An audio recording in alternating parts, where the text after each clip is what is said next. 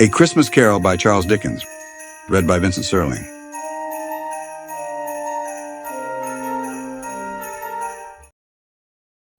Preface. I have endeavored in this ghostly little book to raise the ghost of an idea which shall not put my readers out of humor with themselves, with each other, with the season, or with me. May it haunt their houses pleasantly, and no one wish to lay it. Their faithful friend and servant, C.D. December 1843. Stave 1. Marley's Ghost. Marley was dead, to begin with. There is no doubt whatever about that. The register of his burial was signed by the clergyman, the clerk, the undertaker, and the chief mourner. Scrooge signed it.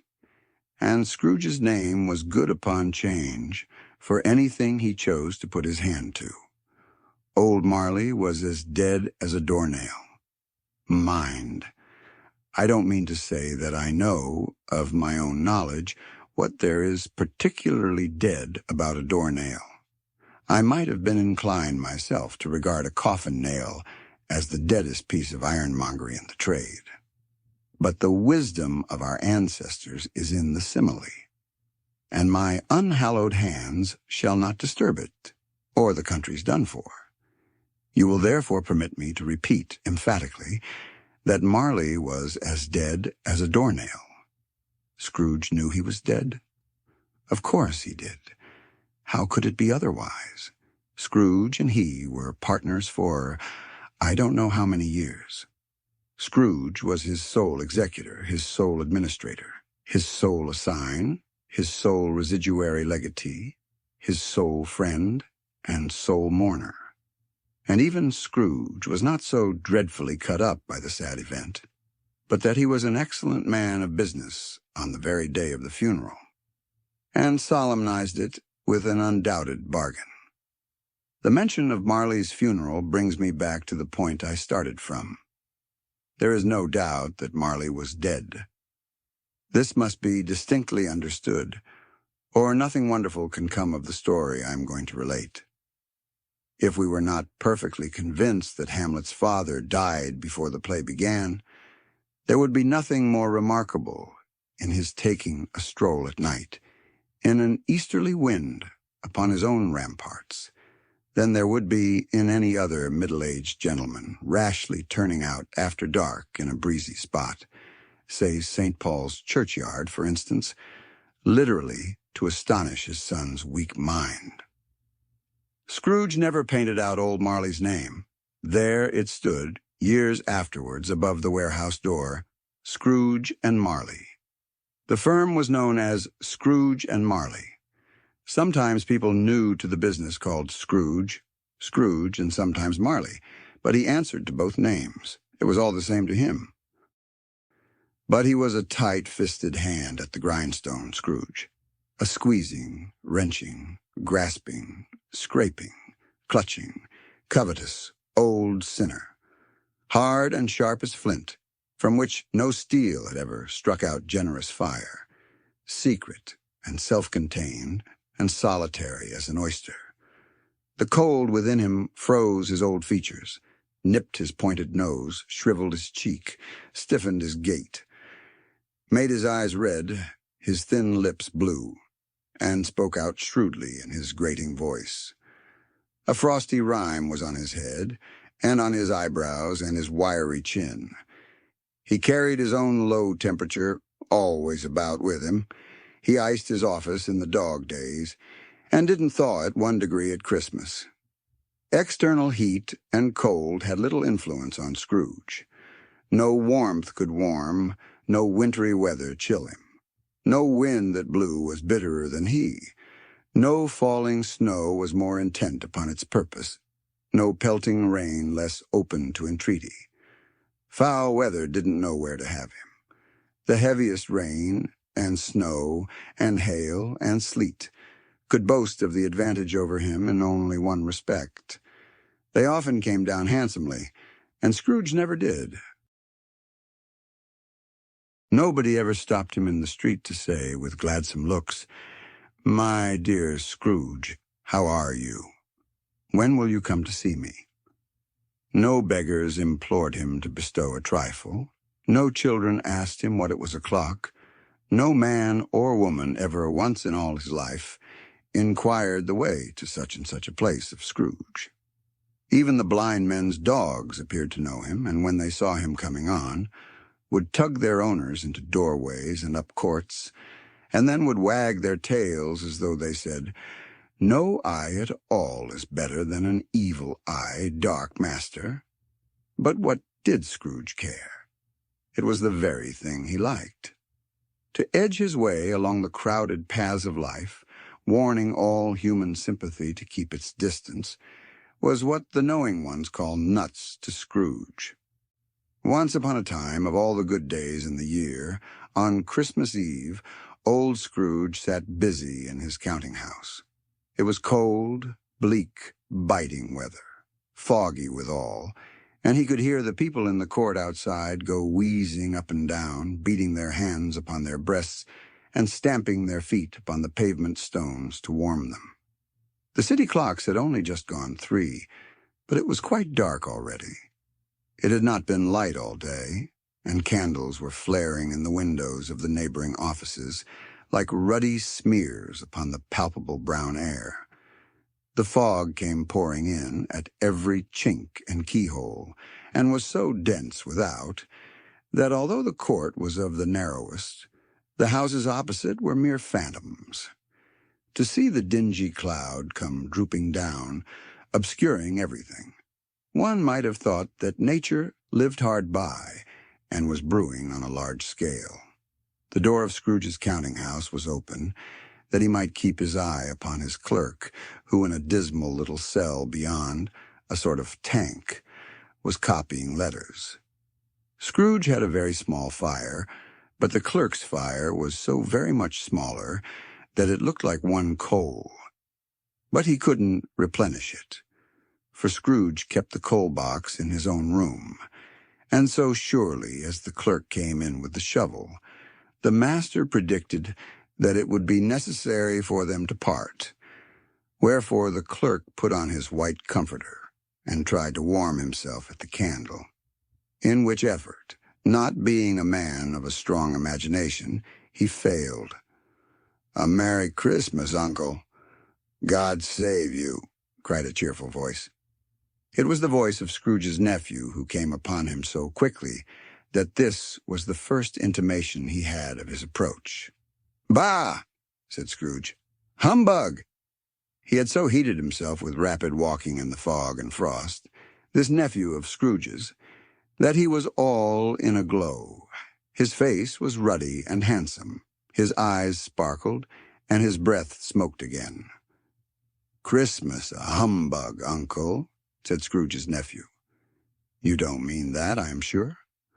"I do," said Scrooge. "Merry Christmas? What right have you to be merry? What reason have you to be merry? You're poor enough." "Come, then," returned the nephew gaily. "What right have you to be dismal? What reason have you to be morose? You're rich enough." Scrooge, having no better answer ready on the spur of the moment, said, "Bah!" again, and followed it up with humbug. "Don't be cross, Uncle," said the nephew. "What else can I be?" returned the uncle, "when I live in such a world of fools as this? Merry Christmas, out upon Merry Christmas. What's Christmas time to you but a time for paying bills without money, a time for finding yourself a year older, but not an hour richer, a time for balancing your books and having every item in 'em through a round dozen of months presented dead against you?" "If I could work my will," said Scrooge indignantly, "every idiot who goes about with Merry Christmas on his lips should be boiled with his own pudding and buried with a stake of holly through his heart. He should—" "Uncle!" pleaded the nephew. "Nephew!" returned the uncle sternly. "Keep Christmas in your own way, and let me keep it in mine. Keep it repeated Scrooge's nephew. "But you don't keep it." "Let me leave it alone, then," said Scrooge. "Much good may it do you. Much good it has ever done you." "There are many things from which I might have derived good, by which I have not profited, I dare say," returned the nephew. "Christmas among the rest. But I am sure I have always thought of Christmas time, when it has come round, apart from the veneration due to its sacred name and origin, if anything belonging to it can be apart from that, as a good time, a kind, forgiving, charitable, pleasant time, the only time I know of in the long calendar of the year, when men and women seem by one consent to open their shut-up hearts freely, and to think of people below them as if they really were fellow passengers to the grave, and not another race of creatures bound on other journeys. And therefore, uncle, though it has never put a scrap of gold or silver in my pocket, I believe that it has done me good, and will do me good, and I say, God bless it." The clerk in the tank involuntarily applauded. Becoming immediately sensible of the impropriety, he poked the fire and extinguished the last frail spark forever. "Let me hear another sound from you," said Scrooge, "and you'll keep your Christmas by losing your situation. You're quite a powerful speaker, sir," he added, turning to his nephew. "I wonder you don't go into Parliament. Don't be angry, uncle. Come. Dine with us tomorrow." Scrooge said that he would see him. Yes, indeed he did. He went the whole length of the expression, and said that he would see him in that extremity first. "But why?" cried Scrooge's nephew. "Why?" "Why did you get married?" said Scrooge. "Because I fell in love." "Because you fell in love," growled Scrooge, as if that were the only one thing in the world more ridiculous than a Merry Christmas. "Good afternoon." "Nay, uncle, but you never came to see me before that happened. Why give it as a reason for not coming now?" "Good afternoon," said Scrooge. "I want nothing from you. I ask nothing of you. Why cannot we be friends?" "Good afternoon," said Scrooge. "I am sorry, with all my heart, to find you so resolute. We have never had any quarrel to which I have been a party, but I have made the trial in homage to Christmas, and I'll keep my Christmas humor to the last. So, a Merry Christmas, uncle." "Good afternoon," said Scrooge, "and a Happy New Year." "Good afternoon," said Scrooge. His nephew left the room without an angry word, notwithstanding. He stopped at the outer door to bestow the greetings of the season on the clerk, who, cold as he was warmer than Scrooge, for he returned them cordially. "There's another fellow," muttered Scrooge, who overheard him. "My clerk, with 15 shillings a week and a wife and family, talking about a Merry Christmas. I'll retire to Bedlam." This lunatic, in letting Scrooge's nephew out, had let 2 other people in. They were portly gentlemen, pleasant to behold, and now stood with their hats off in Scrooge's office. They had books and papers in their hands, and bowed to him. "Scrooge and Marley's, I believe," said one of the gentlemen, referring to his list. "Have I the pleasure of addressing Mr. Scrooge, or Mr. Marley?" "Mr. Marley has been dead these 7 years," Scrooge replied. "He died 7 years ago, this very night." "We have no doubt his liberality is well represented by his surviving partner," said the gentleman, presenting his credentials. It certainly was, for they had been 2 kindred spirits. At the ominous word, liberality, Scrooge frowned and shook his head and handed the credentials back. "At this festive season of the year, Mr. Scrooge," said the gentleman, taking up a pen, "it is more than usually desirable that we should make some slight provision for the poor and destitute, who suffer greatly at the present time." Many thousands are in want of common necessaries. Hundreds of thousands are in want of common comforts, sir. Are there no prisons? Asked Scrooge. Plenty of prisons, said the gentleman, laying down the pen again. And the union workhouses? Demanded Scrooge. Are they still in operation? They are. Still, returned the gentleman, I wish I could say they were not.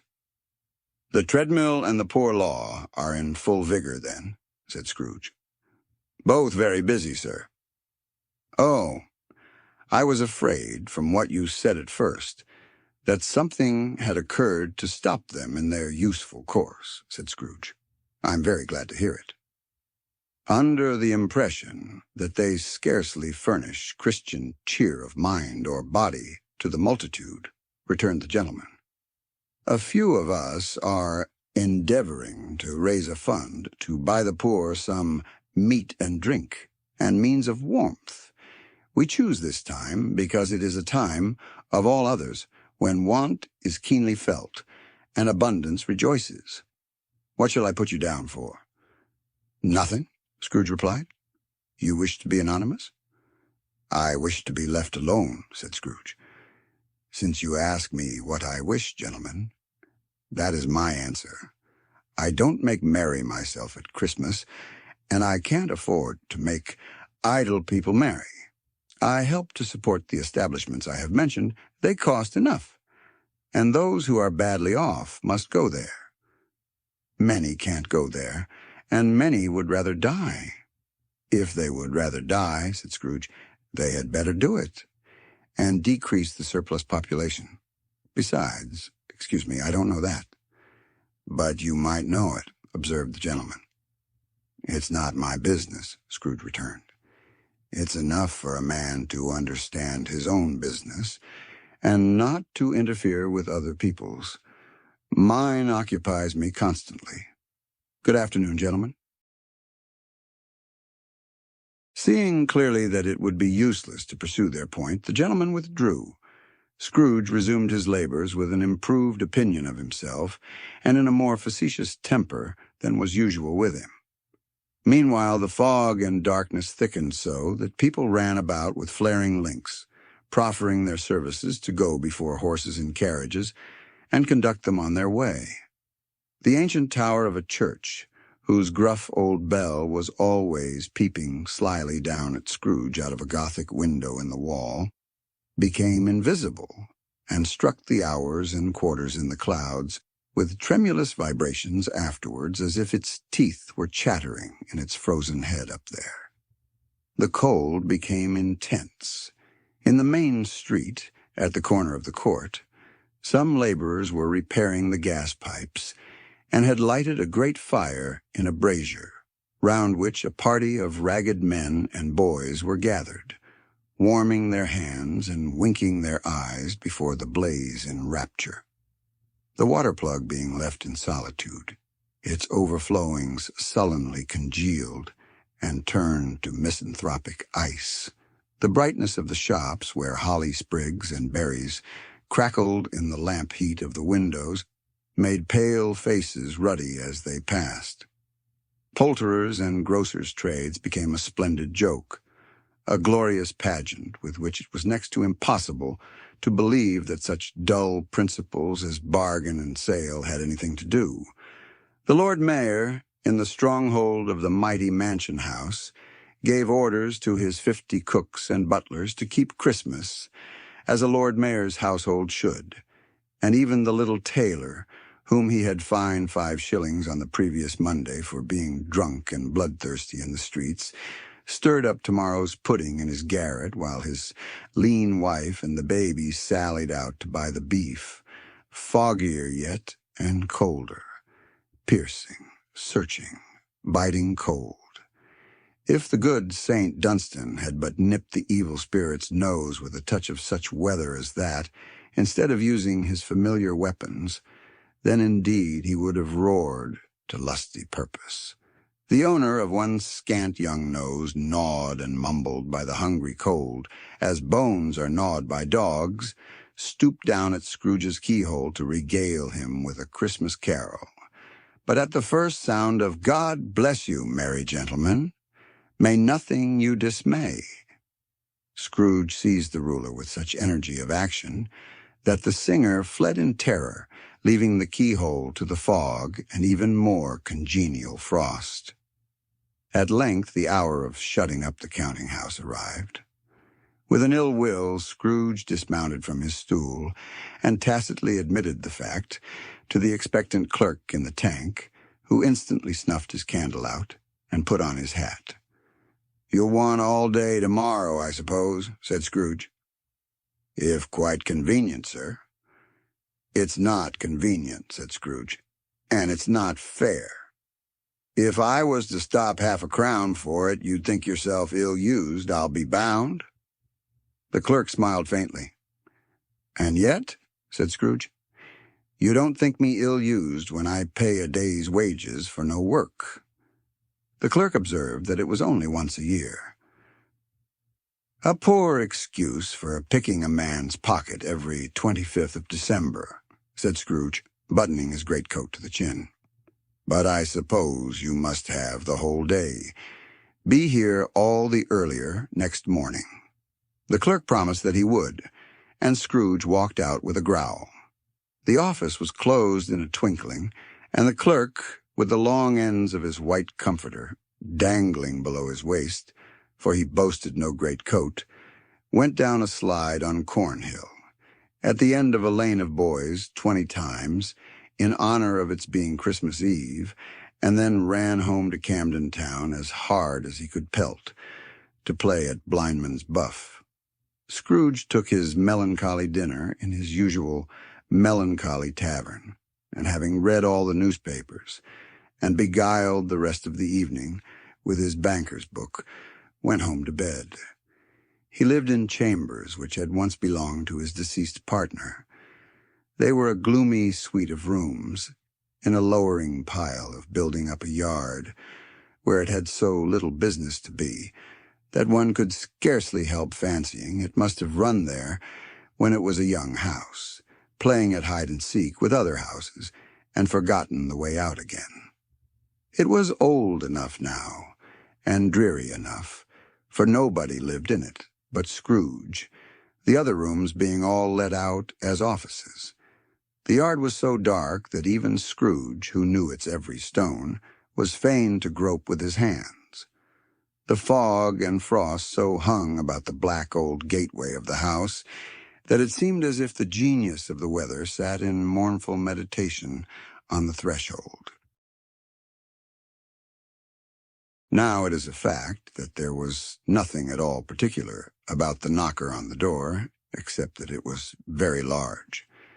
It is also a fact that Scrooge had seen it, night and morning during his whole residence in that place. Also that Scrooge had as little of what is called fancy about him as any man in the city of London, even including, which is a bold word, the corporation, alderman, and livery. Let it also be borne in mind that Scrooge had not bestowed one thought on Marley since his last mention of his 7 years dead partner that afternoon. And then let any man explain to me, if he can, how it happened that Scrooge, having his key in the lock of the door, saw in the knocker, without its undergoing any intermediate process of change, not a knocker, but Marley's face. Marley's face. It was not in impenetrable shadow as the other objects in the yard were, but had a dismal light about it, like a bad lobster in a dark cellar. It was not angry or ferocious, but looked at Scrooge as Marley used to look, with ghostly spectacles turned up on its ghostly forehead. The hair was curiously stirred, as if by breath or hot air, and though the eyes were wide open, they were perfectly motionless. That, and its livid color, made it horrible. But its horror seemed to be in spite of the face and beyond its control, rather than a part of its own expression. As Scrooge looked fixedly at this phenomenon, it was a knocker again. To say that he was not startled, or that his blood was not conscious of a terrible sensation to which it had been a stranger from infancy, would be untrue. But he put his hand upon the key he had relinquished, turned it sturdily, walked in, and lighted his candle. He did pause with a moment's irresolution before he shut the door, and he did look cautiously behind it first, as if he half expected to be terrified with the sight of Marley's pigtail sticking out into the hall. But there was nothing on the back of the door except the screws and nuts that held the knocker on. So he said, "Pooh, pooh," and closed it with a bang. The sound resounded through the house like thunder. Every room above and every cask in the wine merchant's cellars below appeared to have a separate peal of echoes of its own. Scrooge was not a man to be frightened by echoes. He fastened the door and walked across the hall and up the stairs. Slowly, too, trimming his candle as he went. You may talk vaguely about driving a coach and six up a good old flight of stairs, or through a bad young Act of Parliament. But I mean to say you might have got a hearse up that staircase and taken it broadwise, with the splinter bar towards the wall and the door towards the balustrades, and done it easy. There was plenty of width for that, and room to spare, which is perhaps the reason why Scrooge thought he saw a locomotive hearse going on before him in the gloom. Half a dozen gas lamps out of the street wouldn't have lighted the entry too well, so you may suppose that it was pretty dark with Scrooge's dip. Up Scrooge went, not caring a button for that. Darkness is cheap, and Scrooge liked it. But before he shut his heavy door, he walked through his rooms to see that all was right. He had just enough recollection of the face to desire to do that. Sitting room, bedroom, lumber room, all as they should be. Nobody under the table, nobody under the sofa. A small fire in the grate. Spoon and basin ready. And the little saucepan of gruel. Scrooge had a cold in his head, upon the hob. Nobody under the bed. Nobody in the closet. Nobody in his dressing gown, which was hanging up in a suspicious attitude against the wall. Lumber room as usual. Old fire guard, old shoes, 2 fish baskets, washing stand on 3 legs, and a poker. Quite satisfied, he closed his door and locked himself in. Double-locked himself in, which was not his custom. Thus secured against surprise, he took off his cravat, put on his dressing gown and slippers and his nightcap, and sat down before the fire to take his gruel. It was a very low fire indeed, nothing on such a bitter night. He was obliged to sit close to it and brood over it before he could extract the least sensation of warmth from such a handful of fuel. The fireplace was an old one, built by some Dutch merchant long ago and paved all round with quaint Dutch tiles, designed to illustrate the scriptures. There were Cains and Abels, Pharaoh's daughters, queens of Sheba, angelic messengers descending through the air on clouds like feather beds, Abrahams, Belshazzars, apostles putting off to sea in butter boats, hundreds of figures to attract his thoughts. And yet that face of Marley, 7 years dead, came like the ancient prophet's rod and swallowed up the whole. If each smooth tile had been a blank at first, with power to shape some picture on its surface from the disjointed fragments of his thoughts, there would have been a copy of old Marley's head on every one. "Humbug," said Scrooge, and walked across the room. After several turns, he sat down again. As he threw his head back in the chair, his glance happened to rest upon a bell, a disused bell, that hung in the room and communicated for some purpose now forgotten with a chamber in the highest story of the building. It was with great astonishment, and with a strange, inexplicable dread, that as he looked, he saw this bell begin to swing. It swung so softly in the outset that it scarcely made a sound, But soon it rang out loudly, and so did every bell in the house. This might have lasted half a minute, or a minute, but it seemed an hour. The bells ceased as they had begun, together. They were succeeded by a clanking noise deep down below, as if some person were dragging a heavy chain over the casks in the wine merchant's cellar. Scrooge then remembered to have heard that ghosts in haunted houses were described as dragging chains. The cellar door flew open with a booming sound, and then he heard the noise much louder on the floors below. Then coming up the stairs, then coming straight towards his door. "It's humbug still," said Scrooge. "I won't believe it." His color changed, though, when, without a pause, it came on through the heavy door and passed into the room before his eyes. Upon its coming in, the dying flame leaped up as though it cried, "I know him, Marley's ghost," and fell again. The same face, the very same. Marley in his pigtail, usual waistcoat, tights, and boots, the tassels on the latter bristling, like his pigtail, and his coat skirts, and the hair upon his head. The chain he drew was clasped about his middle. It was long and wound about him like a tail, and it was made, for Scrooge observed it closely, of cash boxes, keys, padlocks, ledgers, deeds, and heavy purses wrought in steel. His body was transparent, so that Scrooge, observing him, and looking through his waistcoat, could see the 2 buttons on his coat behind. Scrooge had often heard it said that Marley had no bowels, but he had never believed it until now. No, nor did he believe it even now. Though he looked the phantom through and through, and saw it standing before him, though he felt the chilling influence of its death-cold eyes, and marked the very texture of the folded kerchief bound about its head and chin, which wrapper he had not observed before, he was still incredulous, and fought against his senses. "How now?" said Scrooge, caustic and cold as ever. "What do you want with me?"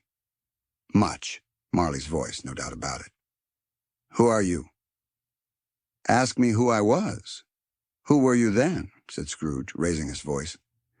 "You're particular. For a shade." He was going to say to a shade, but substituted this as more appropriate. "In life I was your partner, Jacob Marley." Can you sit down?" asked Scrooge, looking doubtfully at him. "I can." "Do it, then." Scrooge asked the question because he didn't know whether a ghost so transparent might find himself in a condition to take a chair, and felt that in the event of its being impossible, it might involve the necessity of an embarrassing explanation.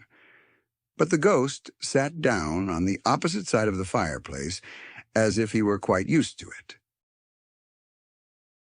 "You don't believe in me," observed the ghost. "I don't," said Scrooge. "What evidence would you have of my reality beyond that of your senses?" "I don't know," said Scrooge. "Why do you doubt your senses?" "Because," said Scrooge, "a little thing affects them. A slight disorder of the stomach makes them cheats. You may be an undigested bit of beef, a blot of mustard, a crumb of cheese, a fragment of an underdone potato. There's more of gravy than of grave about you, whatever you are."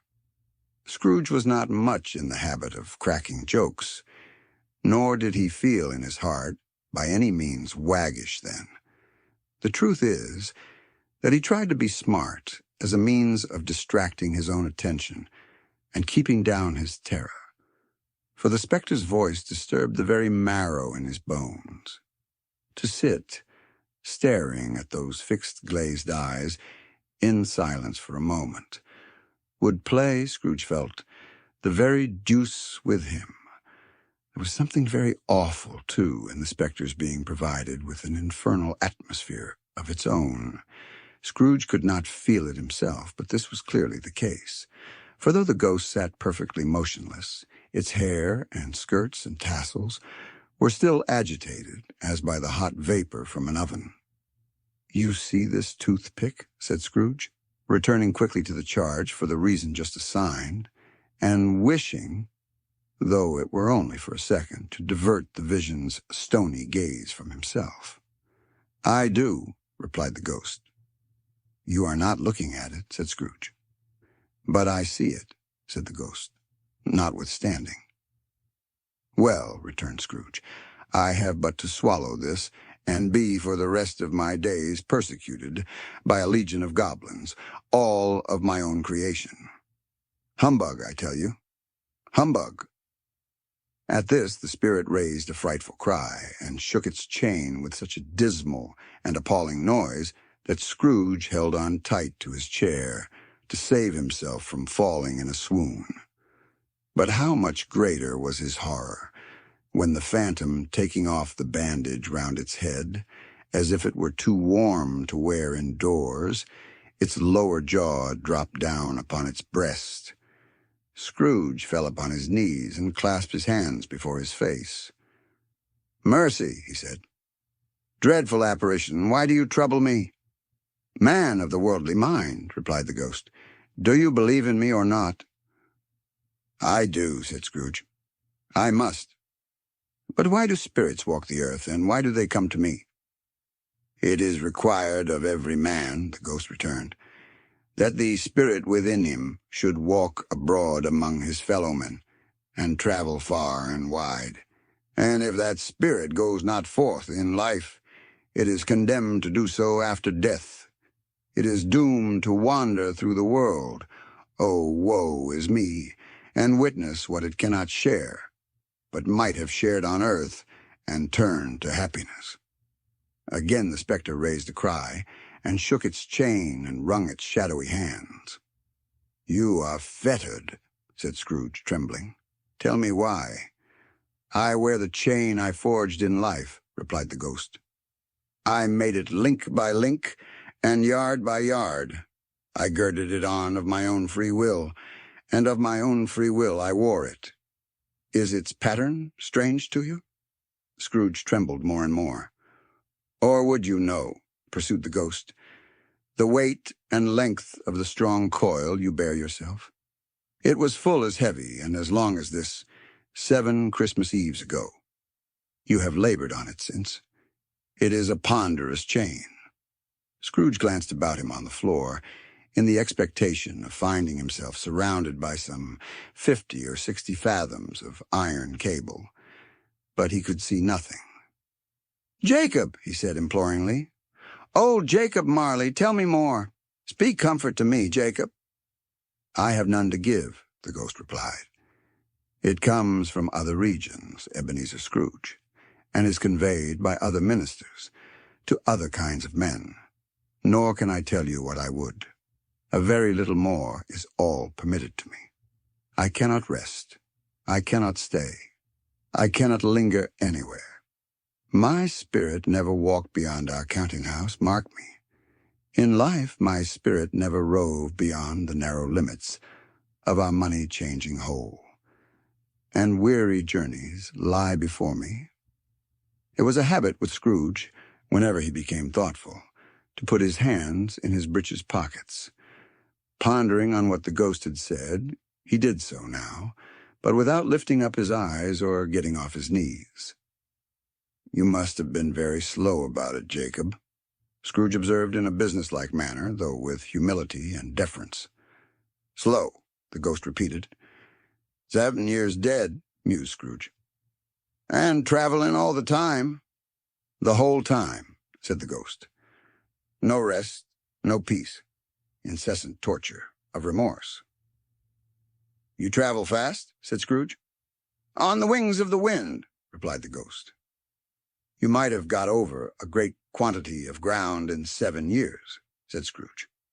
The ghost, on hearing this, set up another cry and clanked its chain so hideously in the dead silence of the night that the ward would have been justified in indicting it for a nuisance.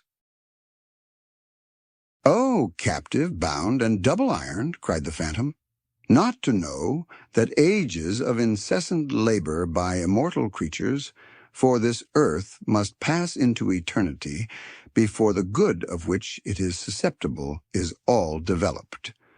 Not to know that any Christian spirit working kindly, in its little sphere, whatever it may be, will find its mortal life too short for its vast means of usefulness. Not to know that no space of regret can make amends for one life's opportunity misused. Yet such was I. Oh, such was I. But you were always a good man of business, Jacob, faltered Scrooge, who now began to apply this to himself. Business, cried the ghost, wringing its hands again. Mankind was my business. The common welfare was my business. Charity, mercy, forbearance, and benevolence were all my business. The dealings of my trade were but a drop of water in the comprehensive ocean of my business. Hey, it held up its chain at arm's length, as if that were the cause of all its unavailing grief, and flung it heavily upon the ground again. At this time of the rolling year, the spectre said, I suffer most. Why did I walk through crowds of fellow beings with my eyes turned down, and never raise them to that blessed star which led the wise men to a poor abode? Were there no poor homes to which its light would have conducted me? Scrooge was very much dismayed to hear the spectre going on at this rate, and began to quake exceedingly. Hear me, cried the ghost. My time is nearly gone. I will, said Scrooge. But don't be hard upon me. Don't be flowery, Jacob. Pray. How it is that I appear before you in a shape that you can see, I may not tell. I have sat invisible beside you many and many a day. It was not an agreeable idea. Scrooge shivered and wiped the perspiration from his brow. That is no light part of my penance, pursued the ghost. I am here tonight to warn you that you have yet a chance and hope of escaping my fate. A chance and hope of my procuring Ebenezer? You were always a good friend to me, said Scrooge. Thank ye. You will be haunted, resumed the ghost, by 3 spirits. Scrooge's countenance fell almost as low as the ghost's had done. Is that the chance and hope you mentioned, Jacob? He demanded in a faltering voice. It is. I think I'd rather not, said Scrooge. Without their visits, said the ghost, you cannot hope to shun the path I tread. Expect the first tomorrow when the bell tolls 1. Couldn't I take 'em all at once and have it over, Jacob? Hinted Scrooge. Expect the second on the next night at the same hour, the third upon the next night when the last stroke of 12 has ceased to vibrate. Look to see me no more, and look that for your own sake you remember what has passed between us. When it had said these words, the spectre took its wrapper from the table and bound it round its head, as before. Scrooge knew this by the smart sound its teeth made when the jaws were brought together by the bandage. He ventured to raise his eyes again, and found his supernatural visitor confronting him in an erect attitude, with its chain wound over and about its arm. The apparition walked backward from him, and at every step it took, the window raised itself a little, so that when the spectre reached it, it was wide open. It beckoned Scrooge to approach, which he did. When they were within 2 paces of each other, Marley's ghost held up its hand, warning him to come no nearer.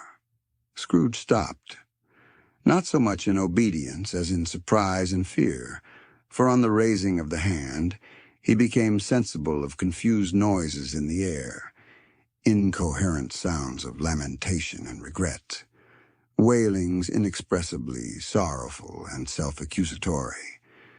The spectre, after listening for a moment, joined in the mournful dirge, and floated out upon the bleak, dark night. Scrooge followed to the window, desperate in his curiosity. He looked out. The air was filled with phantoms, wandering hither and thither in restless haste, and moaning as they went. Every one of them wore chains like Marley's ghost. Some few, they might be guilty governments, were linked together. None were free. Many had been personally known to Scrooge in their lives.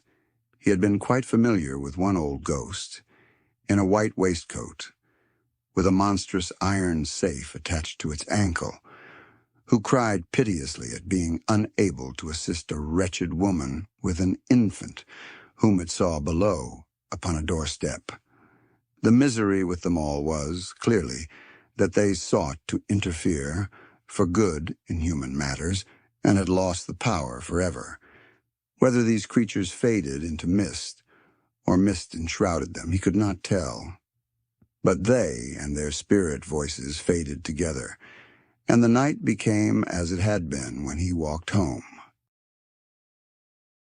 Scrooge closed the window and examined the door by which the ghost had entered. It was double-locked, as he had locked it with his own hands, and the bolts were undisturbed.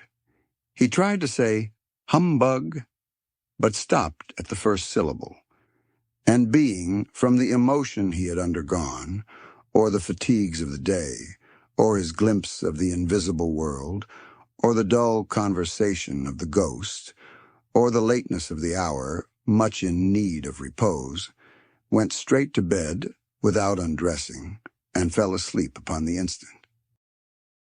Stave 2. The first of the three spirits. When Scrooge awoke, it was so dark that, looking out of bed, he could scarcely distinguish the transparent window from the opaque walls of his chamber. He was endeavoring to pierce the darkness with his ferret eyes when the chimes of a neighboring church struck the 4 quarters. So he listened for the hour. To his great astonishment, the heavy bell went on from 6 to 7, and from 7 to 8, and regularly up to 12, then stopped. 12! It was past 2 when he went to bed. The clock was wrong. An icicle must have got into the works. 12. He touched the spring of his repeater to correct this most preposterous clock. Its rapid little pulse beat 12, and stopped.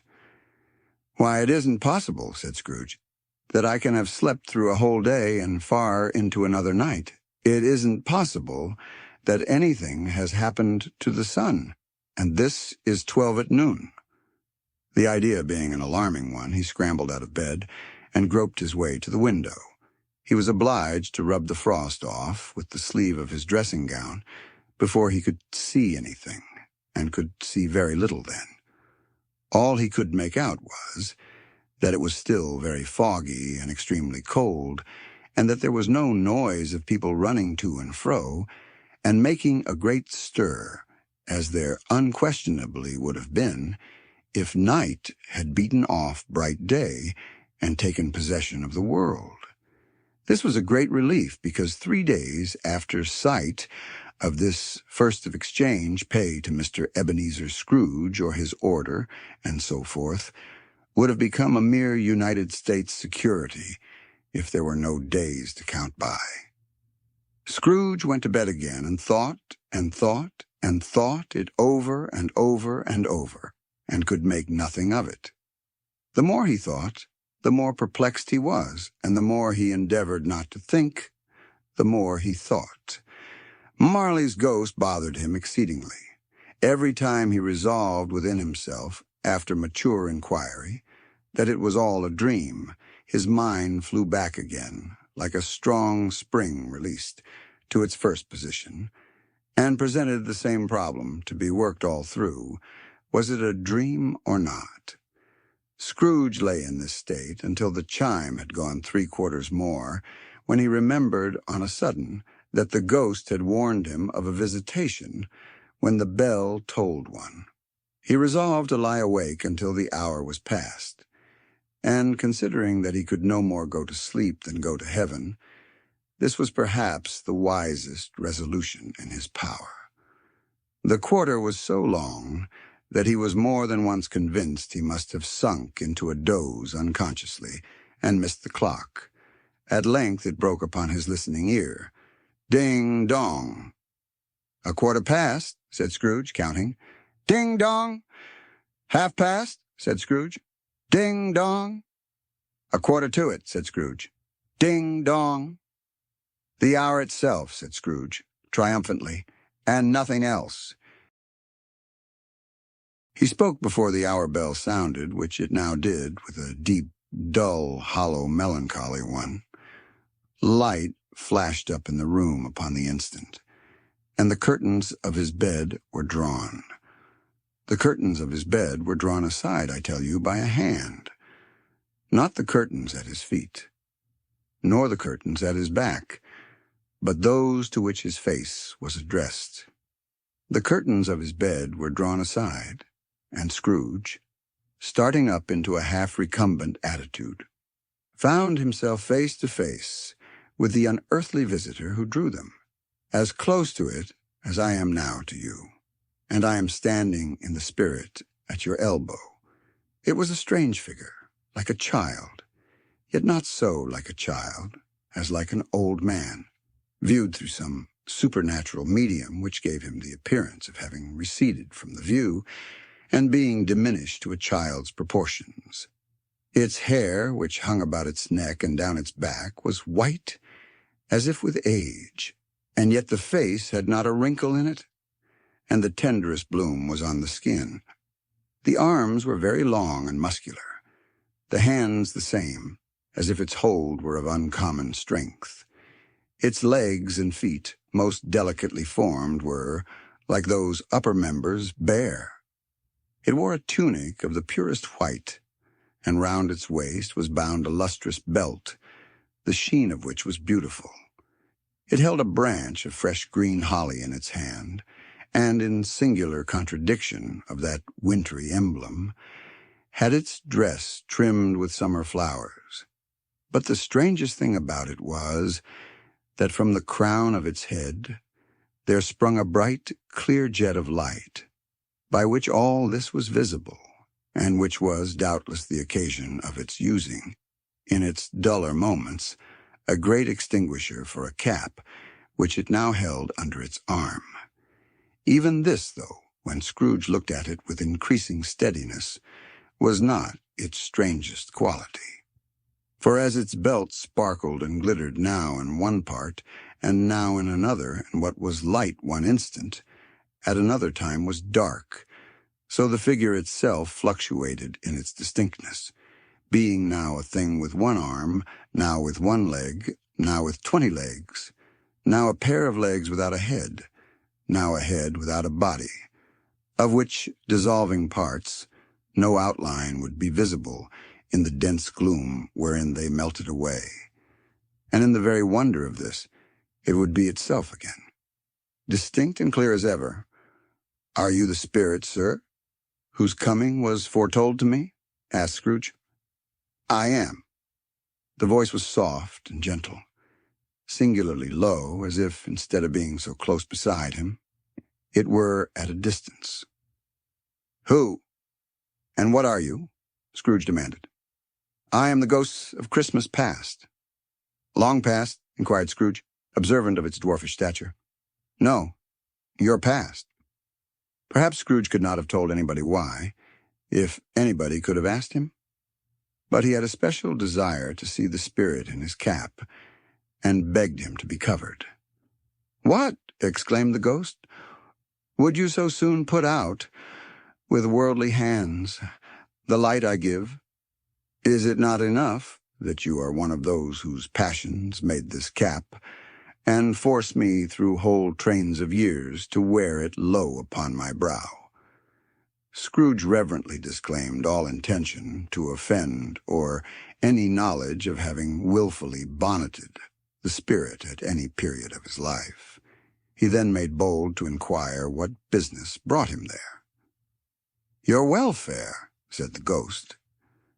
Scrooge expressed himself much obliged, but could not help thinking that a night of unbroken rest would have been more conducive to that end. The spirit must have heard him thinking, for it said immediately, "Your reclamation, then. Take heed." It put out its strong hand as it spoke, and clasped him gently by the arm. "Rise, and walk with me." It would have been in vain for Scrooge to plead that the weather and the hour were not adapted to pedestrian purposes.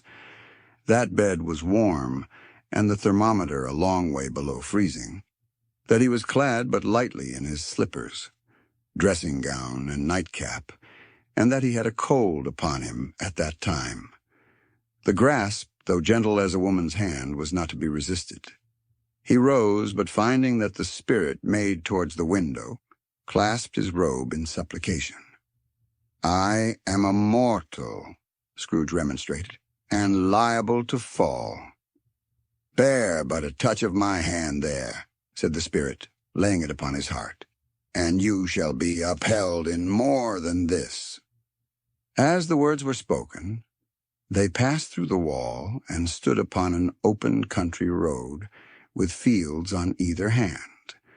The city had entirely vanished. Not a vestige of it was to be seen. The darkness and the mist had vanished with it, for it was a clear, cold winter day, with snow upon the ground. "Good heaven," said Scrooge, clasping his hands together as he looked about him. "I was bred in this place. I was a boy here."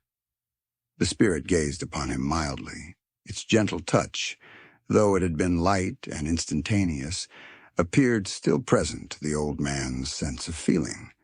He was conscious of 1,000 odors floating in the air, each one connected with 1,000 thoughts and hopes and joys and cares, long, long forgotten. "Your lip is trembling," said the ghost. "And what is that upon your cheek?" Scrooge muttered, with an unusual catching in his voice, that it was a pimple, and begged the ghost to lead him where he would. "You recollect the way?" inquired the spirit. "Remember it?" cried Scrooge with fervor. "I could walk it blindfold." "Strange to have forgotten it for so many years," observed the ghost. "Let us go on." They walked along the road, Scrooge recognizing every gate and post and tree, until a little market town appeared in the distance, with its bridge, its church, and winding river. Some shaggy ponies now were seen trotting towards them with boys upon their backs, who called to other boys in country gigs and carts, driven by farmers. All these boys were in great spirits, and shouted to each other until the broad fields were so full of merry music that the crisp air laughed to hear it. "These are but shadows of the things that have been," said the ghost. "They have no consciousness of us." The jocund travelers came on, and as they came, Scrooge knew and named them every one. Why was he rejoiced beyond all bounds to see them? Why did his cold eye glisten, and his heart leap up as they went past? Why was he filled with gladness when he heard them give each other Merry Christmas as they parted at crossroads and byways for their several homes? What was Merry Christmas to Scrooge? Out upon Merry Christmas. What good had it ever done to him? "The school is not quite deserted," said the ghost. "A solitary child, neglected by his friends, is left there still." Scrooge said he knew it, and he sobbed. They left the high road by a well-remembered lane, and soon approached a mansion of dull red brick, with a little weathercock-surmounted cupola on the roof and a bell hanging in it. It was a large house, but one of broken fortunes, for the spacious offices were little used. Their walls were damp and mossy, their windows broken, and their gates decayed. Fowls clucked and strutted in the stables, and the coach-houses and sheds were overrun with grass. Nor was it more retentive of its ancient state within. For entering the dreary hall and glancing through the open doors of many rooms, they found them poorly furnished, cold, and vast. There was an earthy savor in the air, a chilly bareness in the place, which associated itself somehow with too much getting up by candlelight, and not too much to eat. They went, the ghost and Scrooge, across the hall to a door at the back of the house. It opened before them and disclosed a long, bare, melancholy room, made barer still by lines of plain deal forms and desks.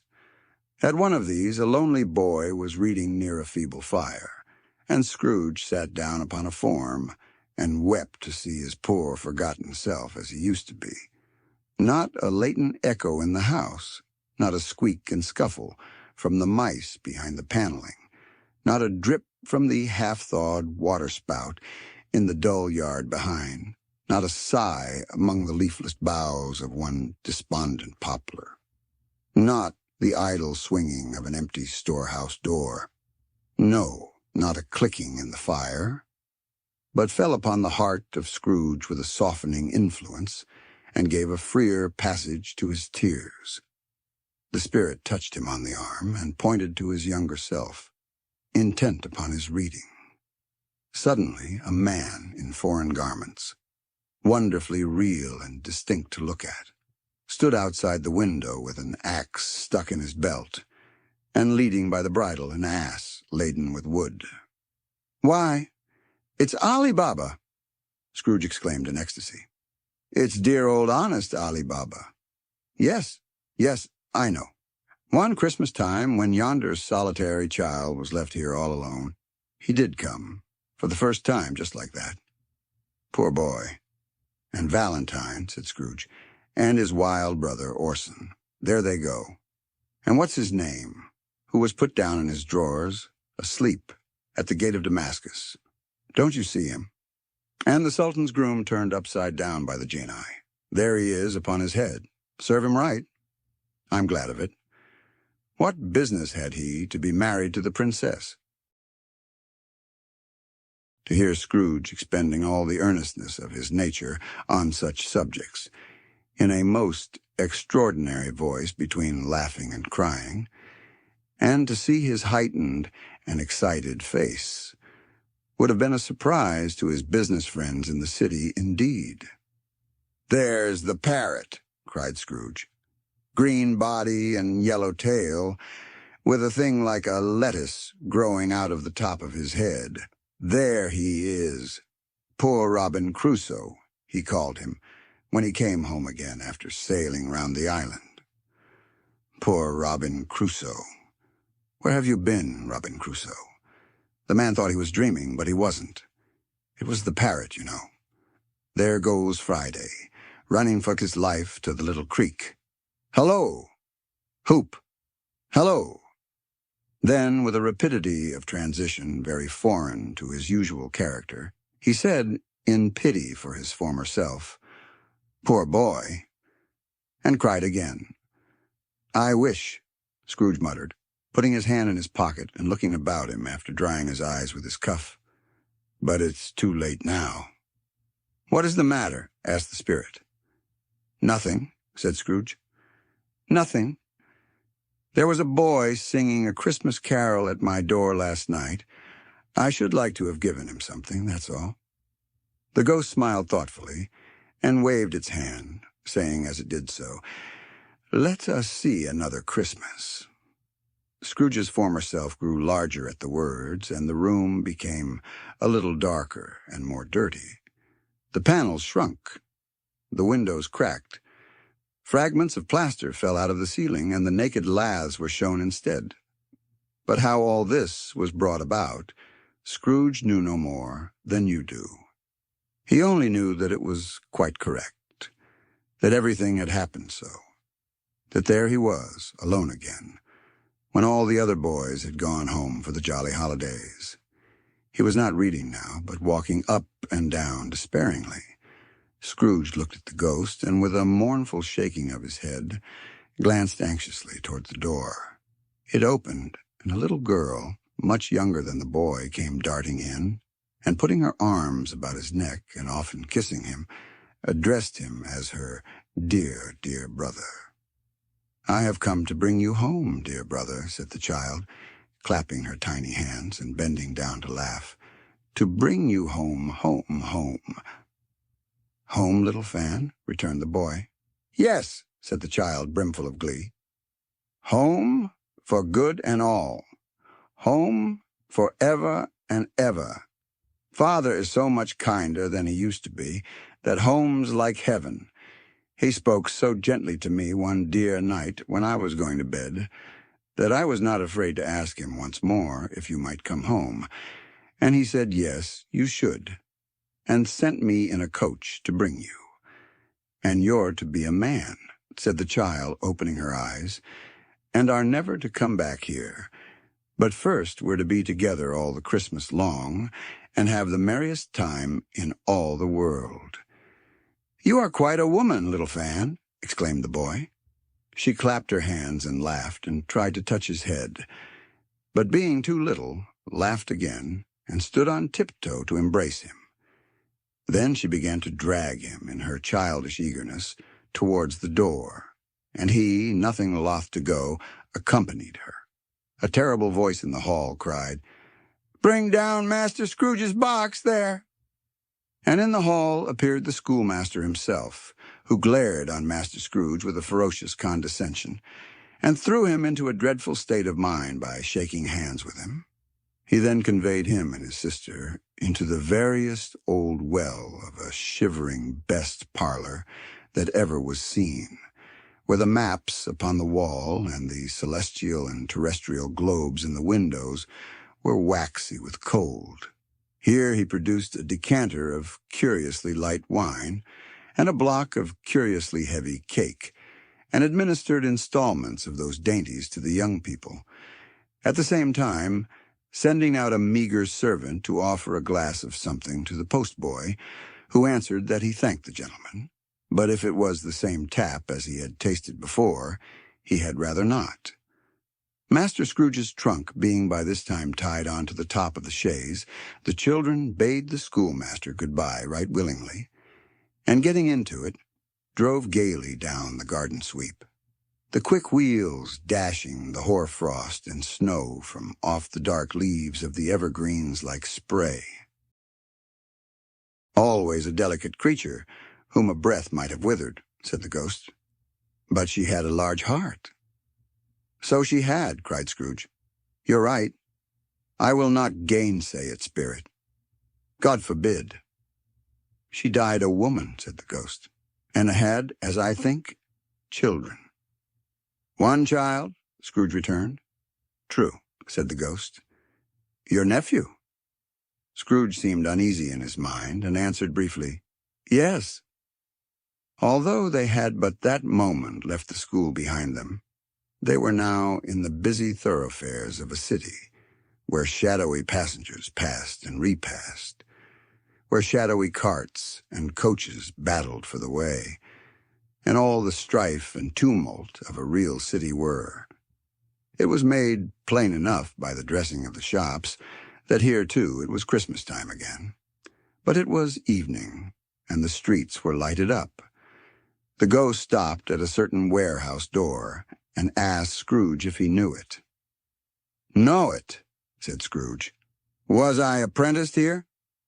They went in, at sight of an old gentleman in a Welsh wig, sitting behind such a high desk, that if he had been 2 inches taller he must have knocked his head against the ceiling. Scrooge cried in great excitement, "Why, it's old Fezziwig! Bless his heart, it's Fezziwig alive again!" Old Fezziwig laid down his pen and looked up at the clock, which pointed to the hour of 7. He rubbed his hands, adjusted his capacious waistcoat, laughed all over himself from his shoes to his organ of benevolence, and called out in a comfortable, oily, rich, fat, jovial voice, "Yo-ho there, Ebenezer, Dick." Scrooge's former self, now grown a young man, came briskly in, accompanied by his fellow prentice. "Dick Wilkins, to be sure," said Scrooge to the ghost. "Bless me, yes, there he is. He was very much attached to me, was Dick. Poor Dick. Dear, dear." "Yo-ho, my boys," said Fezziwig. "No more work tonight. Christmas Eve, Dick. Christmas, Ebenezer." "Let's have the shutters up," cried old Fezziwig with a sharp clap of his hands, "before a man can say Jack Robinson." You wouldn't believe how those two fellows went at it. They charged into the street with the shutters, 1, 2, 3, had 'em up in their places, 4, 5, 6, barred 'em and pinned 'em, 7, 8, 9, and came back before you could have got to 12, panting like racehorses. "Hilly-ho!" cried old Fezziwig, skipping down from the high desk with wonderful agility. "Clear away, my lads, and let's have lots of room here. Hilly-ho, Dick! Chirrup, Ebenezer!" Clear away. There was nothing they wouldn't have cleared away, or couldn't have cleared away, with old Fezziwig looking on. It was done in a minute. Every movable was packed off, as if it were dismissed from public life for evermore. The floor was swept and watered, the lamps were trimmed, fuel was heaped upon the fire, and the warehouse was as snug and warm and dry and bright a ballroom as you would desire to see upon a winter's night. In came a fiddler with a music book, and went up to the lofty desk and made an orchestra of it, and tuned like 50 stomach-aches. In came Mrs. Fezziwig, one vast substantial smile. In came the 3 Miss Fezziwigs, beaming and lovable. In came the 6 young followers, whose hearts they broke. In came all the young men and women employed in the business. In came the housemaid, with her cousin, the baker. In came the cook, with her brother's particular friend, the milkman. In came the boy from over the way, who was suspected of not having board enough from his master, trying to hide himself behind the girl from next door, but one who was proved to have had her ears pulled by her mistress. In they all came, one after another, some shyly, some boldly, some gracefully, some awkwardly, some pushing, some pulling. In they all came anyhow and everyhow. Away they all went, 20 couple at once, hands half round and back again the other way, down the middle and up again, round and round in various stages of affectionate grouping. Old top couple always turning up in the wrong place. New top couple starting off again as soon as they got there. All top couples at last, and not a bottom one to help them. When this result was brought about, old Fezziwig, clapping his hands to stop the dance, cried out, "Well done!" And the fiddler plunged his hot face into a pot of porter, specially provided for that purpose. But scorning rest, upon his reappearance he instantly began again, though there were no dancers yet, as if the other fiddler had been carried home, exhausted, on a shutter, and he were a brand new man resolved to beat him out of sight or perish. There were more dances, and there were forfeits, and more dances, and there was cake, and there was negus, and there was a great piece of cold roast, and there was a great piece of cold boiled, and there were mince pies, and plenty of beer.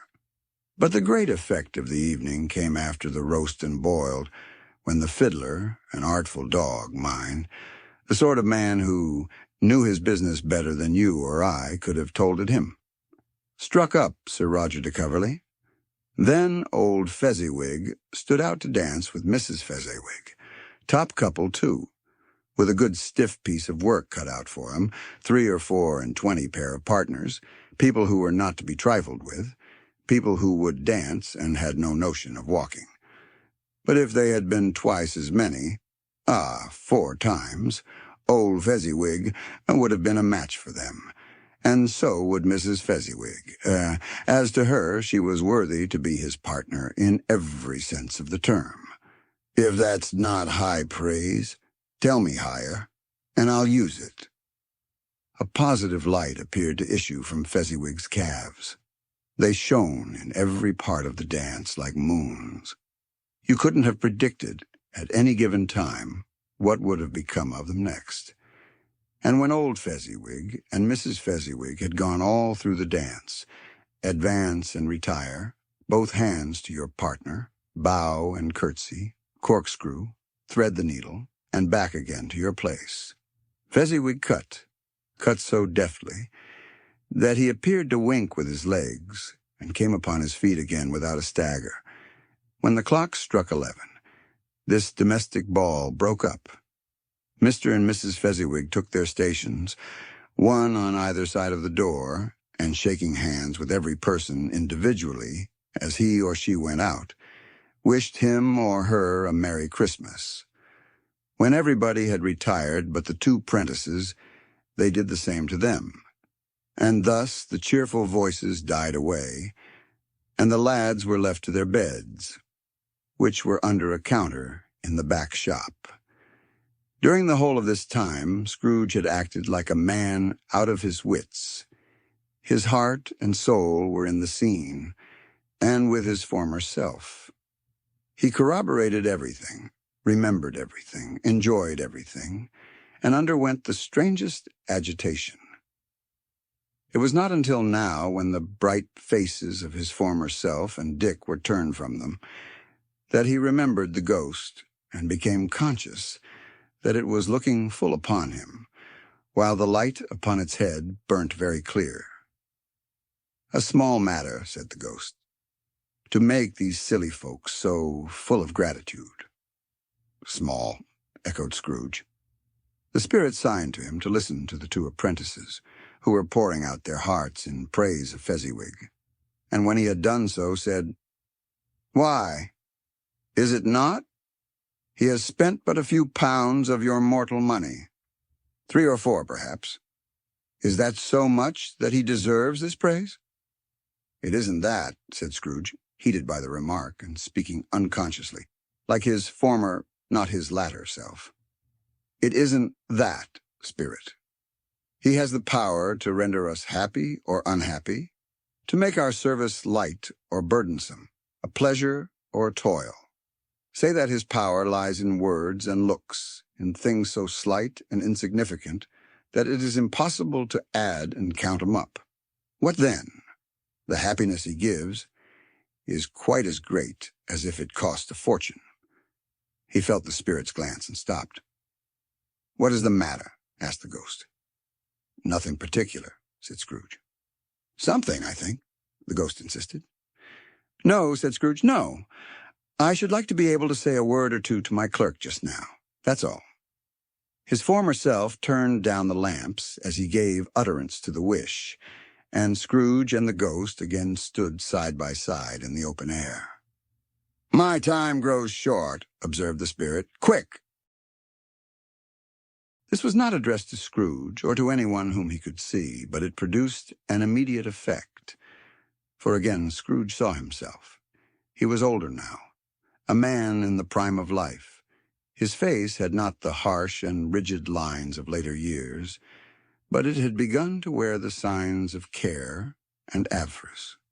There was an eager, greedy, restless motion in the eye which showed the passion that had taken root, and where the shadow of the growing tree would fall.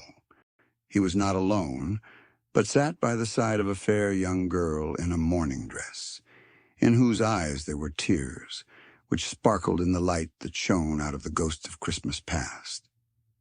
"It matters little," she said softly. "To you, very little. Another idol has displaced me, and if it can cheer and comfort you in time to come, as I would have tried to do, I have no just cause to grieve." "What idol has displaced you?" he rejoined. "A golden one." "This is the even-handed dealing of the world," he said.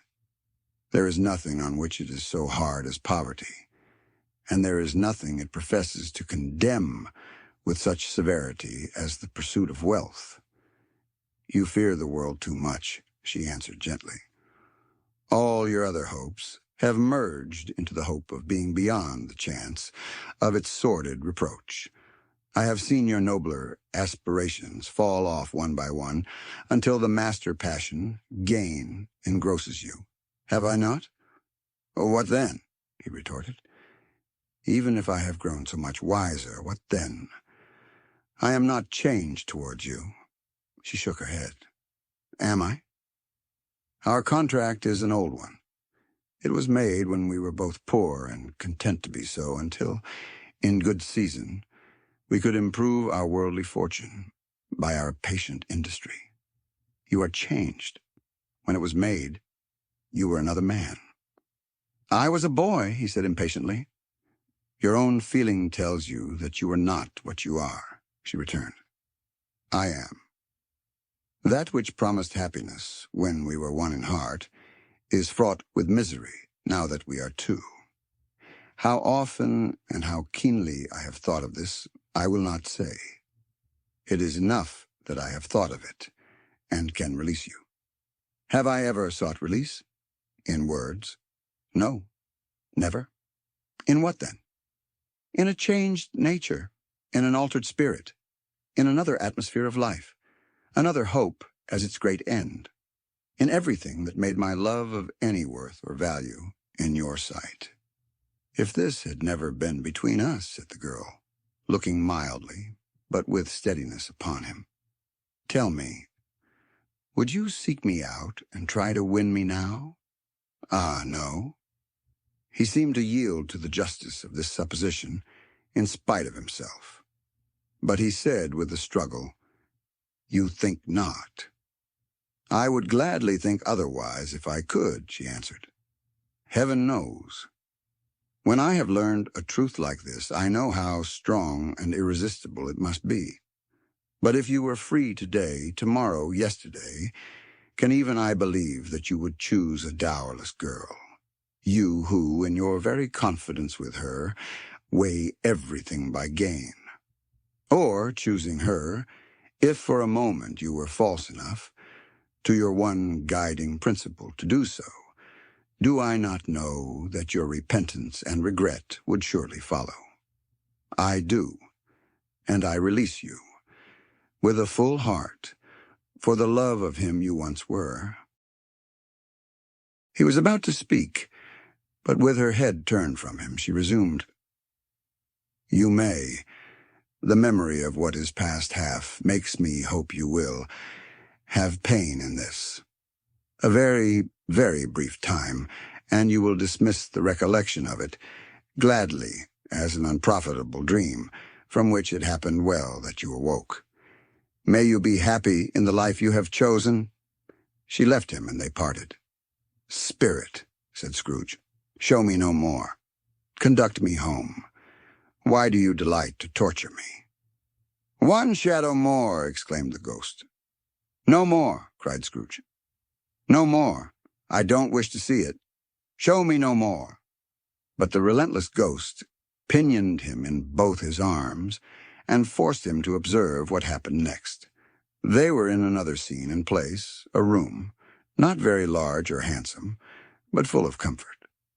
Near to the winter fire sat a beautiful young girl, so like that last that Scrooge believed it was the same, until he saw her, now a comely matron, sitting opposite her daughter.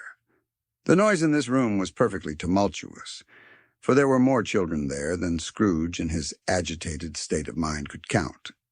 And unlike the celebrated herd in the poem, they were not 40 children conducting themselves like one, but every child was conducting itself like 40. The consequences were uproarious beyond belief, but no one seemed to care. On the contrary, the mother and daughter laughed heartily and enjoyed it very much, and the latter, soon beginning to mingle in the sports, got pillaged by the young brigands most ruthlessly. What would I not have given to be one of them? Though I never could have been so rude. No, no. I wouldn't for the wealth of all the world have crushed that braided hair and torn it down, and for the precious little shoe, I wouldn't have plucked it off, God bless my soul, to save my life. As to measuring her waist in sport, as they did, bold young brood, I couldn't have done it. I should have expected my arm to have grown round it for a punishment, and never come straight again. And yet I should have dearly liked, I own, to have touched her lips, to have questioned her, that she might have opened them, to have looked upon the lashes of her downcast eyes, and never raised a blush, to have let loose waves of hair, an inch of which would be a keepsake beyond price. In short, I should have liked, I do confess, to have had the lightest license of a child, and yet to have been man enough to know its value. But now a knocking at the door was heard, and such a rush immediately ensued, that she, with laughing face and plundered dress, was borne towards it the center of a flushed and boisterous group, just in time to greet the father, who came home attended by a man laden with Christmas toys and presents. Then the shouting and the struggling and the onslaught that was made on the defenseless porter. The scaling him with chairs for ladders to dive into his pockets, despoil him of brown paper parcels, hold on tight by his cravat, hug him round his neck, pommel his back, and kick his legs in irrepressible affection. The shouts of wonder and delight with which the development of every package was received. The terrible announcement that the baby had been taken in the act of putting a doll's frying pan into his mouth, and was more than suspected of having swallowed a fictitious turkey, glued on a wooden platter. The immense relief of finding this a false alarm. The joy and gratitude and ecstasy. They are all indescribable alike. It is enough that by degrees the children and their emotions got out of the parlor, and by one stair at a time, up to the top of the house, where they went to bed, and so subsided. And now Scrooge looked on more attentively than ever. When the master of the house, having his daughter leaning fondly on him, sat down with her and her mother at his own fireside, and when he thought that such another creature, quite as graceful and as full of promise, might have called him father and been a springtime in the haggard winter of his life, his sight grew very dim indeed. "Belle," said the husband, turning to his wife with a smile, "I saw an old friend of yours this afternoon." "Who was it?" "Guess." "How can I?" "Tut, don't I know?" she added in the same breath, laughing as he laughed. "Mr. Scrooge. Mr. Scrooge it was. I passed his office window, and as it was not shut up, and he had a candle inside, I could scarcely help seeing him. His partner lies upon the point of death, I hear, and there he sat alone. Quite alone in the world, I do believe." "Spirit," said Scrooge in a broken voice. "Remove me from this place." "I told you these were shadows of the things that have been," said the ghost. "That they are what they are. Do not blame me." "Remove me," Scrooge exclaimed. "I cannot bear it." He turned upon the ghost, and seeing that it looked upon him with a face in which in some strange way there were fragments of all the faces it had shown him, wrestled with it. "Leave me! Take me back! Haunt me no longer!"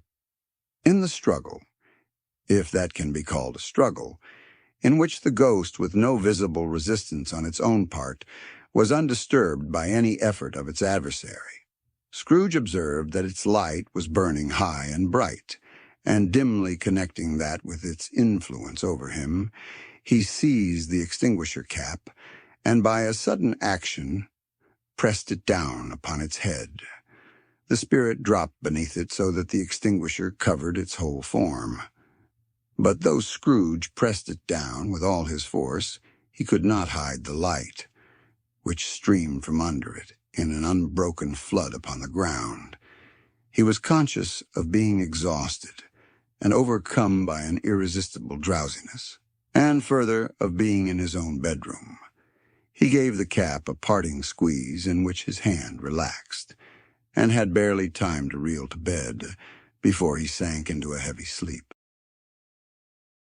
Stave 3. The second of the three spirits, awaking in the middle of a prodigiously tough snore and sitting up in bed to get his thoughts together, Scrooge had no occasion to be told that the bell was again upon the stroke of 1. He felt that he was restored to consciousness in the right nick of time, for the especial purpose of holding a conference with the second messenger, dispatched to him through Jacob Marley's intervention.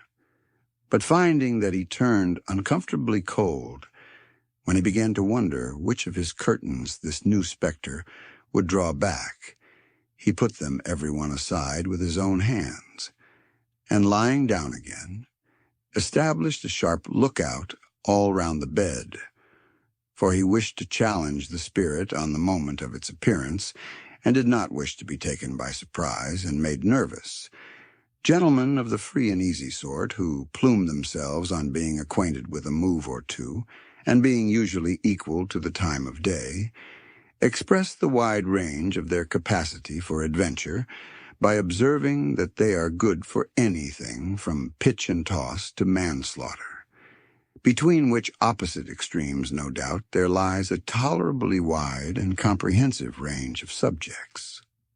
Without venturing for Scrooge quite as heartily as this, I don't mind calling on you to believe that he was ready for a good broad field of strange appearances, and that nothing between a baby and rhinoceros would have astonished him very much.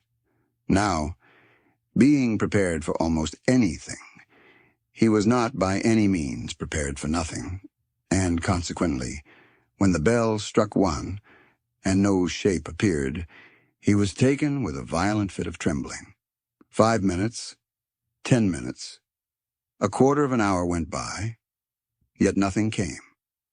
All this time he lay upon his bed, the very core and center of a blaze of ruddy light, which streamed upon it when the clock proclaimed the hour, and which, being only light, was more alarming than a dozen ghosts, as he was powerless to make out what it meant or would be at, and was sometimes apprehensive that he might be at that very moment an interesting case of spontaneous combustion, without having the consolation of knowing it.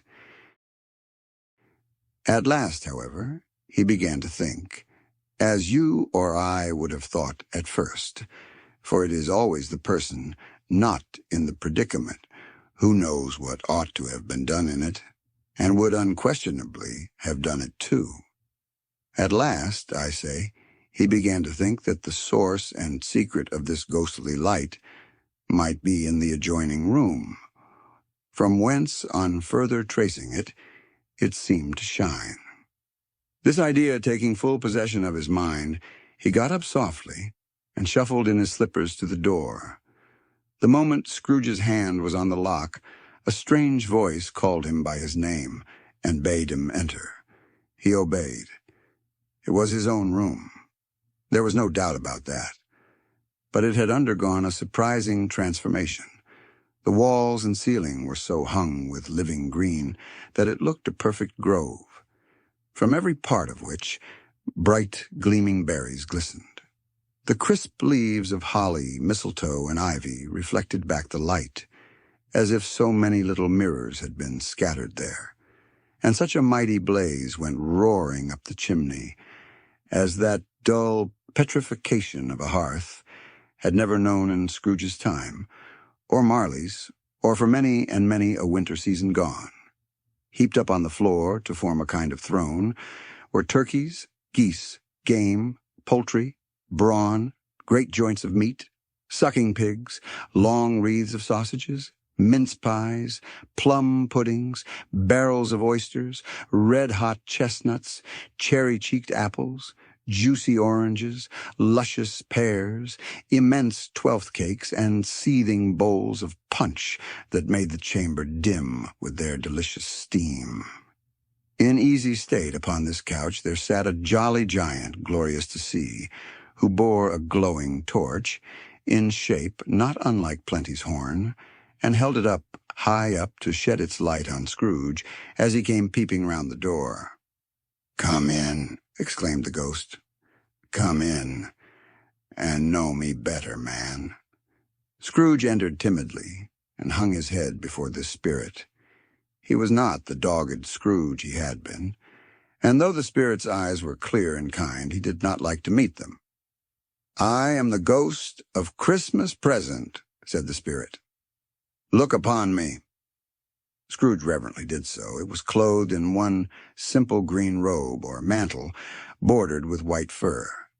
This garment hung so loosely on the figure that its capacious breast was bare, as if disdaining to be warded or concealed by any artifice. Its feet, observable beneath the ample folds of the garment, were also bare, and on its head it wore no other covering than a holly wreath, set here and there with shining icicles. Its dark brown curls were long and free as its genial face, its sparkling eye, its open hand, its cheery voice, its unconstrained demeanor, and its joyful air. Girded round its middle was an antique scabbard, but no sword was in it, and the ancient sheath was eaten up with rust. "You have never seen the like of me before," exclaimed the spirit. "Never," Scrooge made answer to it. "Have never walked forth with the younger members of my family, meaning for I am very young. My elder brothers born in these later years," pursued the phantom. "I don't think I have," said Scrooge. "I am afraid I have not. Have you had many brothers, spirit?" "More than 1,800, said the ghost. "A tremendous family to provide for," muttered Scrooge. The ghost of Christmas Present rose. "Spirit," said Scrooge submissively, "conduct me where you will. I went forth last night on compulsion, and I learnt a lesson which is working now. Tonight, if you have aught to teach me, let me profit by it. Touch my robe." Scrooge did as he was told and held it fast. Holly, mistletoe, red berries, ivy, turkeys, geese, game, poultry, brawn, meat, pigs, sausages, oysters, pies, puddings, fruit, and punch all vanished instantly. So did the room, the fire, the ruddy glow, the hour of night, and they stood in the city streets on Christmas morning, where, for the weather was severe, the people made a rough but brisk and not unpleasant kind of music, in scraping the snow from the pavement, in front of their dwellings, and from the tops of their houses, whence it was mad delight to the boys to see it come plumping down into the road below, and splitting into artificial little snowstorms. The house fronts looked black enough, and the windows blacker, contrasting with the smooth white sheet of snow upon the roofs, and with the dirtier snow upon the ground, which last deposit had been plowed up in deep furrows by the heavy wheels of carts and wagons. Furrows that crossed and recrossed each other hundreds of times where the great streets branched off, and made intricate channels, hard to trace in the thick yellow mud and icy water. The sky was gloomy, and the shortest streets were choked up with a dingy mist, half-thawed, half-frozen, whose heavier particles descended in a shower of sooty atoms, as if all the chimneys in Great Britain had, by one consent, caught fire, and were blazing away to their dear hearts' content. There was nothing very cheerful in the climate or the town, and yet was there an air of cheerfulness abroad that the clearest summer air and brightest summer sun might have endeavored to diffuse in vain. For the people who were shoveling away on the housetops were jovial and full of glee, calling out to one another from the parapets, and now and then exchanging a facetious snowball, better-natured missile, far than many a wordy jest, laughing heartily if it went right, and not less heartily if it went wrong. The poulterers' shops were still half open, and the fruiterers were radiant in their glory. There were great, round, pot-bellied baskets of chestnuts, shaped like the waistcoats of jolly old gentlemen, lolling at the doors and tumbling out into the street in their apoplectic opulence. There were ruddy, brown-faced, broad-girthed Spanish onions, shining in the fatness of their growth like Spanish friars, and winking from their shelves in wanton slyness at the girls as they went by, and glanced demurely at the hung-up mistletoe. There were pears and apples, clustered high in blooming pyramids. There were bunches of grapes, made, in the shopkeeper's benevolence, to dangle from conspicuous hooks, that people's mouths might water gratis as they passed. There were piles of filberts, mossy and brown, recalling in their fragrance ancient walks among the woods and pleasant shufflings ankle, deep through withered leaves. There were Norfolk biffins, squat and swarthy, setting off the yellow of the oranges and lemons, and, in the great compactness of their juicy persons, urgently entreating and beseeching to be carried home in paper bags and eaten after dinner. The very gold and silver fish, set forth among these choice fruits in a bowl, though members of a dull and stagnant-blooded race, appeared to know that there was something going on, and to a fish went gasping round and round their little world in slow and passionless excitement. "The grocers!" Oh, the grocers! Nearly closed, with perhaps 2 shutters down, or 1, but through those gaps such glimpses. It was not alone that the scales descending on the counter made a merry sound, or that the twine and roller parted company so briskly, or that the canisters were rattled up and down like juggling tricks, or even that the blended scents of tea and coffee were so grateful to the nose, or even that the raisins were so plentiful and rare, the almonds so extremely white, the sticks of cinnamon so long and straight, the other spices so delicious, the candied fruits so caked and spotted with molten sugar as to make the coldest lookers-on feel faint, and subsequently bilious. Nor was it that the figs were moist and pulpy, or that the French plums blushed in modest tartness from their highly decorated boxes, or that everything was good to eat and in its Christmas dress. But the customers were all so hurried and so eager in the hopeful promise of the day that they tumbled up against each other at the door, crashing their wicker baskets wildly, and left their purchases upon the counter, and came running back to fetch them, and committed hundreds of the like mistakes in the best humor possible, while the grocer and his people were so frank and fresh that the polished hearts, with which they fastened their aprons behind, might have been their own, worn outside for general inspection, and for Christmas daws to peck at if they chose. But soon the steeples called good people all, to church and chapel, and away they came, flocking through the streets in their best clothes and with their gayest faces. And at the same time there emerged from scores of by-streets, lanes, and nameless turnings, innumerable people carrying their dinners to the bakers' shops. The sight of these poor revelers appeared to interest the spirit very much, for he stood with Scrooge beside him in a baker's doorway, and taking off the covers as their bearers passed, sprinkled incense on their dinners from his torch. And it was a very uncommon kind of torch, for once or twice, when there were angry words between some dinner carriers who had jostled each other, he shed a few drops of water on them from it, and their good humor was restored directly.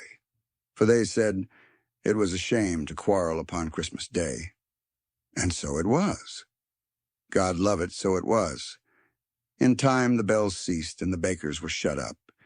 And yet there was a genial shadowing forth of all these dinners and the progress of their cooking, in the thawed blotch of wet above each baker's oven, where the pavement smoked as if its stones were cooking too. "Is there a peculiar flavor in what you sprinkle from your torch?" asked Scrooge. "There is. My own." "Would it apply to any kind of dinner on this day?" asked Scrooge. "To any kindly given, to a poor one most."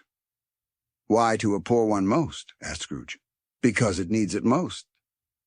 "Spirit," said Scrooge, after a moment's thought, "I wonder you, of all the beings in the many worlds about us, should desire to cramp these people's opportunities of innocent enjoyment." "Aye," cried the spirit. "You would deprive them of their means of dining every 7th day, often the only day on which they can be said to dine at all," said Scrooge. "Wouldn't you?" "Aye," cried the spirit. "You seek to close these places on the 7th day," said Scrooge, "and it comes to the same thing." "I seek," exclaimed the spirit. "Forgive me if I am wrong. It has been done in your name, or at least in that of your family," said Scrooge. "There are some upon this earth of yours," returned the spirit, who lay claim to know us, and who do their deeds of passion, pride, ill will, hatred, envy, bigotry, and selfishness in our name, who are as strange to us and all our kith and kin as if they had never lived. Remember that, and charge their doings on themselves, not us." Scrooge promised that he would, and they went on, invisible, as they had been before, into the suburbs of the town. It was a remarkable quality of the ghost, which Scrooge had observed at the baker's, that notwithstanding his gigantic size he could accommodate himself to any place with ease, and that he stood beneath a low roof quite as gracefully and like a supernatural creature as it was possible he could have done in any lofty hall. And perhaps it was the pleasure the good spirit had in showing off this power of his, or else it was his own kind, generous, hearty nature, and his sympathy with all poor men, that led him straight to Scrooge's clerk's. For there he went, and took Scrooge with him, holding to his robe. And on the threshold of the door the spirit smiled, and stopped to bless Bob Cratchit's dwelling with the sprinkling of his torch. Think of that. Bob had but 15 bob a week himself. He pocketed on Saturdays but 15 copies of his Christian name. And yet the ghost of Christmas present blessed his 4-roomed house. Then uprose Mrs. Cratchit, Cratchit's wife, dressed out but poorly in a twice-turned gown, but brave in ribbons, which are cheap and make a goodly show for 6pence. And she laid the cloth, assisted by Belinda Cratchit, second of her daughters, also brave in ribbons, while Master Peter Cratchit plunged a fork into the saucepan of potatoes, and getting the corners of his monstrous shirt collar, Bob's private property, conferred upon his son and heir in honor of the day, into his mouth, rejoiced to find himself so gallantly attired, and yearned to show his linen in the fashionable parks. And now 2 smaller Cratchits, boy and girl, came tearing in, screaming that outside the baker's they had smelt the goose, and known it for their own. And basking in luxurious thoughts of sage and onion, these young Cratchits danced about the table, and exalted Master Peter Cratchit to the skies, while he, not proud, although his collars nearly choked him, blew the fire until the slow potatoes bubbling up knocked loudly at the saucepan lid to be let out and peeled. "What has ever got your precious father, then?" said Mrs. Cratchit. "And your brother, Tiny Tim, and Martha warn't as late last Christmas Day by half an hour." "Here's Martha, mother," said a girl, appearing as she spoke. "Here's Martha, mother," cried the 2 young Cratchits. "Hurrah! There's such a goose, Martha." "Why, bless your heart alive, my dear, how late you are," said Mrs. Cratchit, kissing her a dozen times, and taking off her shawl and bonnet for her with officious zeal. "We'd a deal of work to finish up last night," replied the girl, "and had to clear away this morning, mother."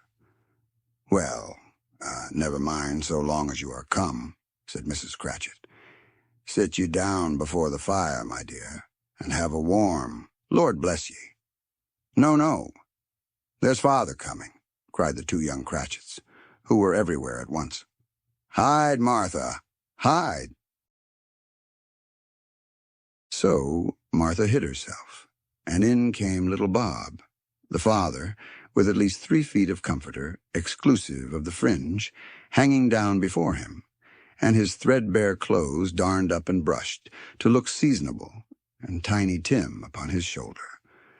Alas for Tiny Tim, he bore a little crutch, and had his limbs supported by an iron frame. "Why, where's our Martha?" cried Bob Cratchit, looking round. "Not coming," said Mrs. Cratchit. "Not coming," said Bob, with a sudden declension in his high spirits, for he had been Tim's blood horse all the way from church, and had come home rampant. "Not coming upon Christmas Day." Martha didn't like to see him disappointed, if it were only in joke. So she came out prematurely from behind the closet door and ran into his arms while the two young Cratchits hustled Tiny Tim and bore him off into the wash-house, that he might hear the pudding singing in the copper. "And how did little Tim behave?" asked Mrs. Cratchit when she had rallied Bob on his credulity, and Bob had hugged his daughter to his heart's content. "As good as gold," said Bob. "And better. Somehow he gets thoughtful, sitting by himself so much, and thinks the strangest things you ever heard. He told me, coming home, that he hoped the people saw him in the church, because he was a cripple, and it might be pleasant to them to remember upon Christmas Day who made lame beggars walk and blind men see." Bob's voice was tremulous when he told them this, and trembled more when he said that Tiny Tim was growing strong and hearty. His active little crutch was heard upon the floor, and back came Tiny Tim before another word was spoken, escorted by his brother and sister to his stool before the fire. And while Bob, turning up his cuffs, as if, poor fellow, they were capable of being made more shabby, compounded some hot mixture in a jug with gin and lemons, and stirred it round, and put it on the hob to simmer. Master Peter and the two ubiquitous young Cratchits went to fetch the goose, with which they soon returned in a high procession. Such a bustle ensued that you might have thought a goose the rarest of all birds, a feathered phenomenon to which a black swan was a matter of course, and in truth it was something very like it in that house. Mrs. Cratchit made the gravy, ready beforehand in a little saucepan, hissing hot. Master Peter mashed the potatoes with incredible vigor. Miss Belinda sweetened up the applesauce. Martha dusted the hot plates. Bob took Tiny Tim beside him in a tiny corner at the table. The two young Cratchits set chairs for everybody, not forgetting themselves, and mounting guard upon their posts, crammed spoons into their mouths, lest they should shriek for goose before their turn came to be helped. At last the dishes were set on, and grace was said. It was succeeded by a breathless pause as Mrs. Cratchit, looking slowly all along the carving knife, prepared to plunge it in the breast. But when she did, and when the long-expected gush of stuffing issued forth, one murmur of delight arose all round the board, and even Tiny Tim, excited by the two young Cratchits, beat on the table with the handle of his knife and feebly cried, "Hurrah!" There never was such a goose. Bob said he didn't believe there ever was such a goose cooked. Its tenderness and flavor, size and cheapness were the themes of universal admiration. Eked out by applesauce and mashed potatoes, it was a sufficient dinner for the whole family. Indeed, as Mrs. Cratchit said with great delight, surveying one small atom of a bone upon the dish, they hadn't ate it all at last. Yet everyone had had enough, and the youngest Cratchits, in particular, were steeped in sage and onion to the eyebrows. But now, the plates being changed by Miss Belinda, Mrs. Cratchit left the room alone, too nervous to bear witnesses, to take the pudding up and bring it in. Suppose it should not be done enough. Suppose it should break in turning out. Suppose somebody should have got over the wall of the backyard and stolen it, while they were merry with the goose, a supposition at which the two young Cratchits became livid. All sorts of horrors were supposed. "Hello! A great deal of steam!" The pudding was out of the copper, a smell like a washing day. That was the cloth, a smell like an eating-house and a pastry-cook's next door to each other, with a laundress's next door to that. That was the pudding. In half a minute Mrs. Cratchit entered, flushed but smiling proudly, with the pudding like a speckled cannonball, so hard and firm, blazing in half a quartern of ignited brandy, and bedight with Christmas holly stuck into the top. Oh, a wonderful pudding. Bob Cratchit said, and calmly too, that he regarded it as the greatest success achieved by Mrs. Cratchit since their marriage. Mrs. Cratchit said that now the weight was off her mind, she would confess she had had her doubts about the quantity of flour. Everybody had something to say about it, but nobody said or thought it was at all a small pudding for a large family. It would have been flat heresy to do so. Annie Cratchit would have blushed to hint at such a thing. At last the dinner was all done, the cloth was cleared, the hearth swept, and the fire made up. The compound in the jug being tasted and considered perfect, apples and oranges were put upon the table, and a shovelful of chestnuts on the fire. Then all the Cratchit family drew round the hearth, in what Bob Cratchit called a circle, meaning half a one, and at Bob Cratchit's elbow stood the family display of glass, 2 tumblers, and a custard cup without a handle. These held the hot stuff from the jug, however, as well as golden goblets would have done, and Bob served it out with beaming looks, while the chestnuts on the fire sputtered and cracked noisily. Then Bob proposed, "A Merry Christmas to us all, my dears. God bless us," which all the family re-echoed. "God bless us, everyone," said Tiny Tim, the last of all. He sat very close to his father's side upon his little stool. Bob held his withered little hand in his as if he loved the child, and wished to keep him by his side, and dreaded that he might be taken from him. "Spirit," said Scrooge, with an interest he had never felt before, "tell me if Tiny Tim will live." "I see a vacant seat," replied the ghost, "in the poor chimney corner, and a crutch without an owner, carefully preserved. If these shadows remain unaltered by the future, the child will die." "No, no," said Scrooge. "Oh, no, kind spirit. Say he will be spared." "If these shadows remain unaltered by the future, none other of my race," returned the ghost, "will find him here." "What then?" "If he be like to die, he had better do it and decrease the surplus population." Scrooge hung his head to hear his own words quoted by the spirit, and was overcome with penitence and grief. "Man," said the ghost, "if man you be in heart, not adamant, forbear that wicked cant until you have discovered what the surplus is and where it is. Will you decide what men shall live, what men shall die? It may be that in the sight of heaven you are more worthless and less fit to live than millions like this poor man's child. O God, to hear the insect on the leaf pronouncing on the too much life among his hungry brothers in the dust." Scrooge bent before the ghost's rebuke, and trembling cast his eyes upon the ground, but he raised them speedily on hearing his own name.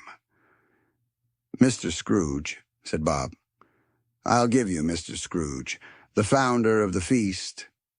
"The founder of the feast, indeed," cried Mrs. Cratchit, reddening. "I wish I had him here. I'd give him a piece of my mind to feast upon, and I hope he'd have a good appetite for it." "My dear," said Bob, "the children. Christmas Day."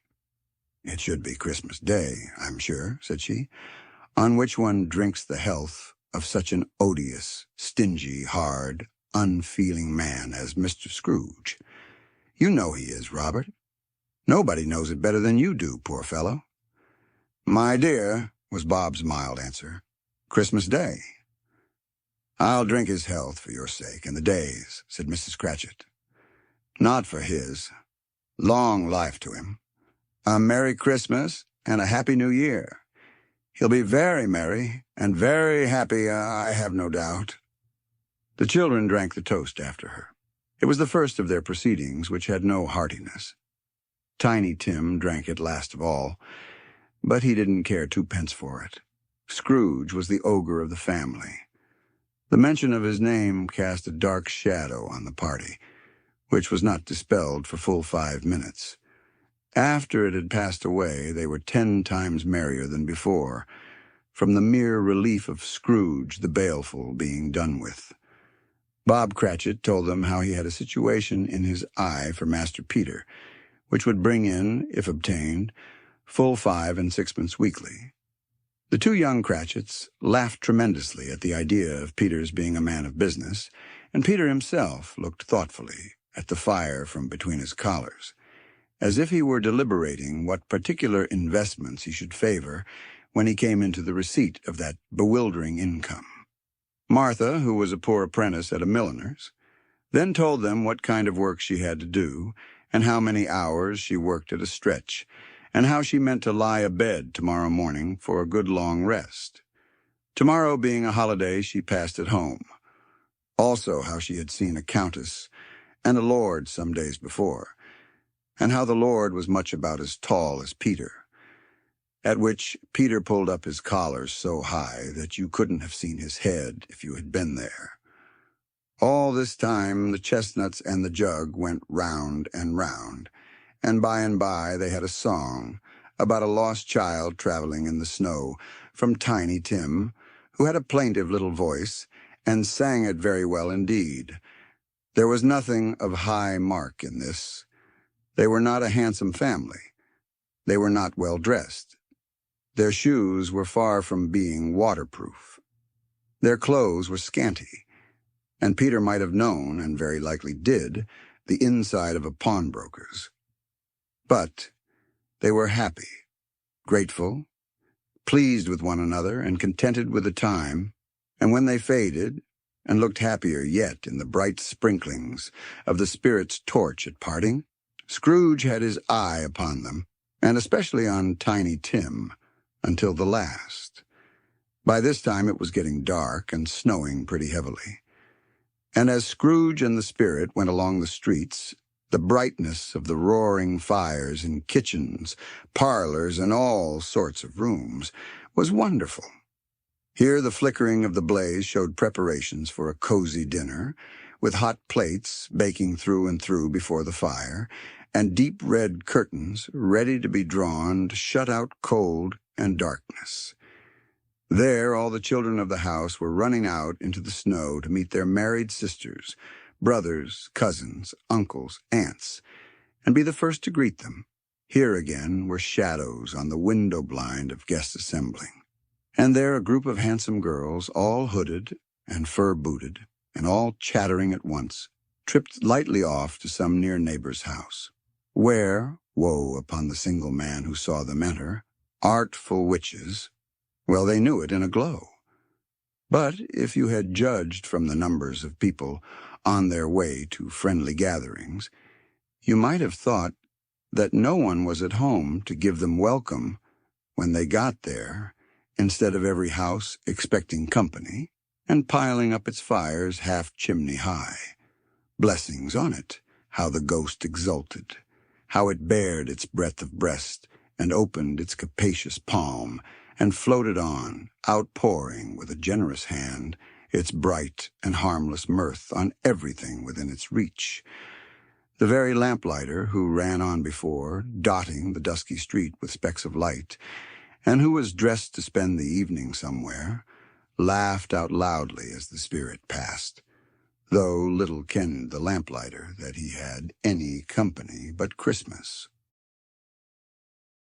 And now, without a word of warning from the ghost, they stood upon a bleak and desert moor, where monstrous masses of rude stone were cast about, as though it were the burial place of giants, and water spread itself wheresoever it listed, or would have done so but for the frost that held it prisoner, and nothing grew but moss and furze and coarse rank grass. Down in the west the setting sun had left a streak of fiery red, which glared upon the desolation for an instant, like a sullen eye, and frowning lower, lower, lower yet, was lost in the thick gloom of darkest night. "What place is this?" asked Scrooge. "A place where miners live, who labor in the bowels of the earth," returned the spirit. "But they know me. See? A light shone from the window of a hut, and swiftly they advanced towards it.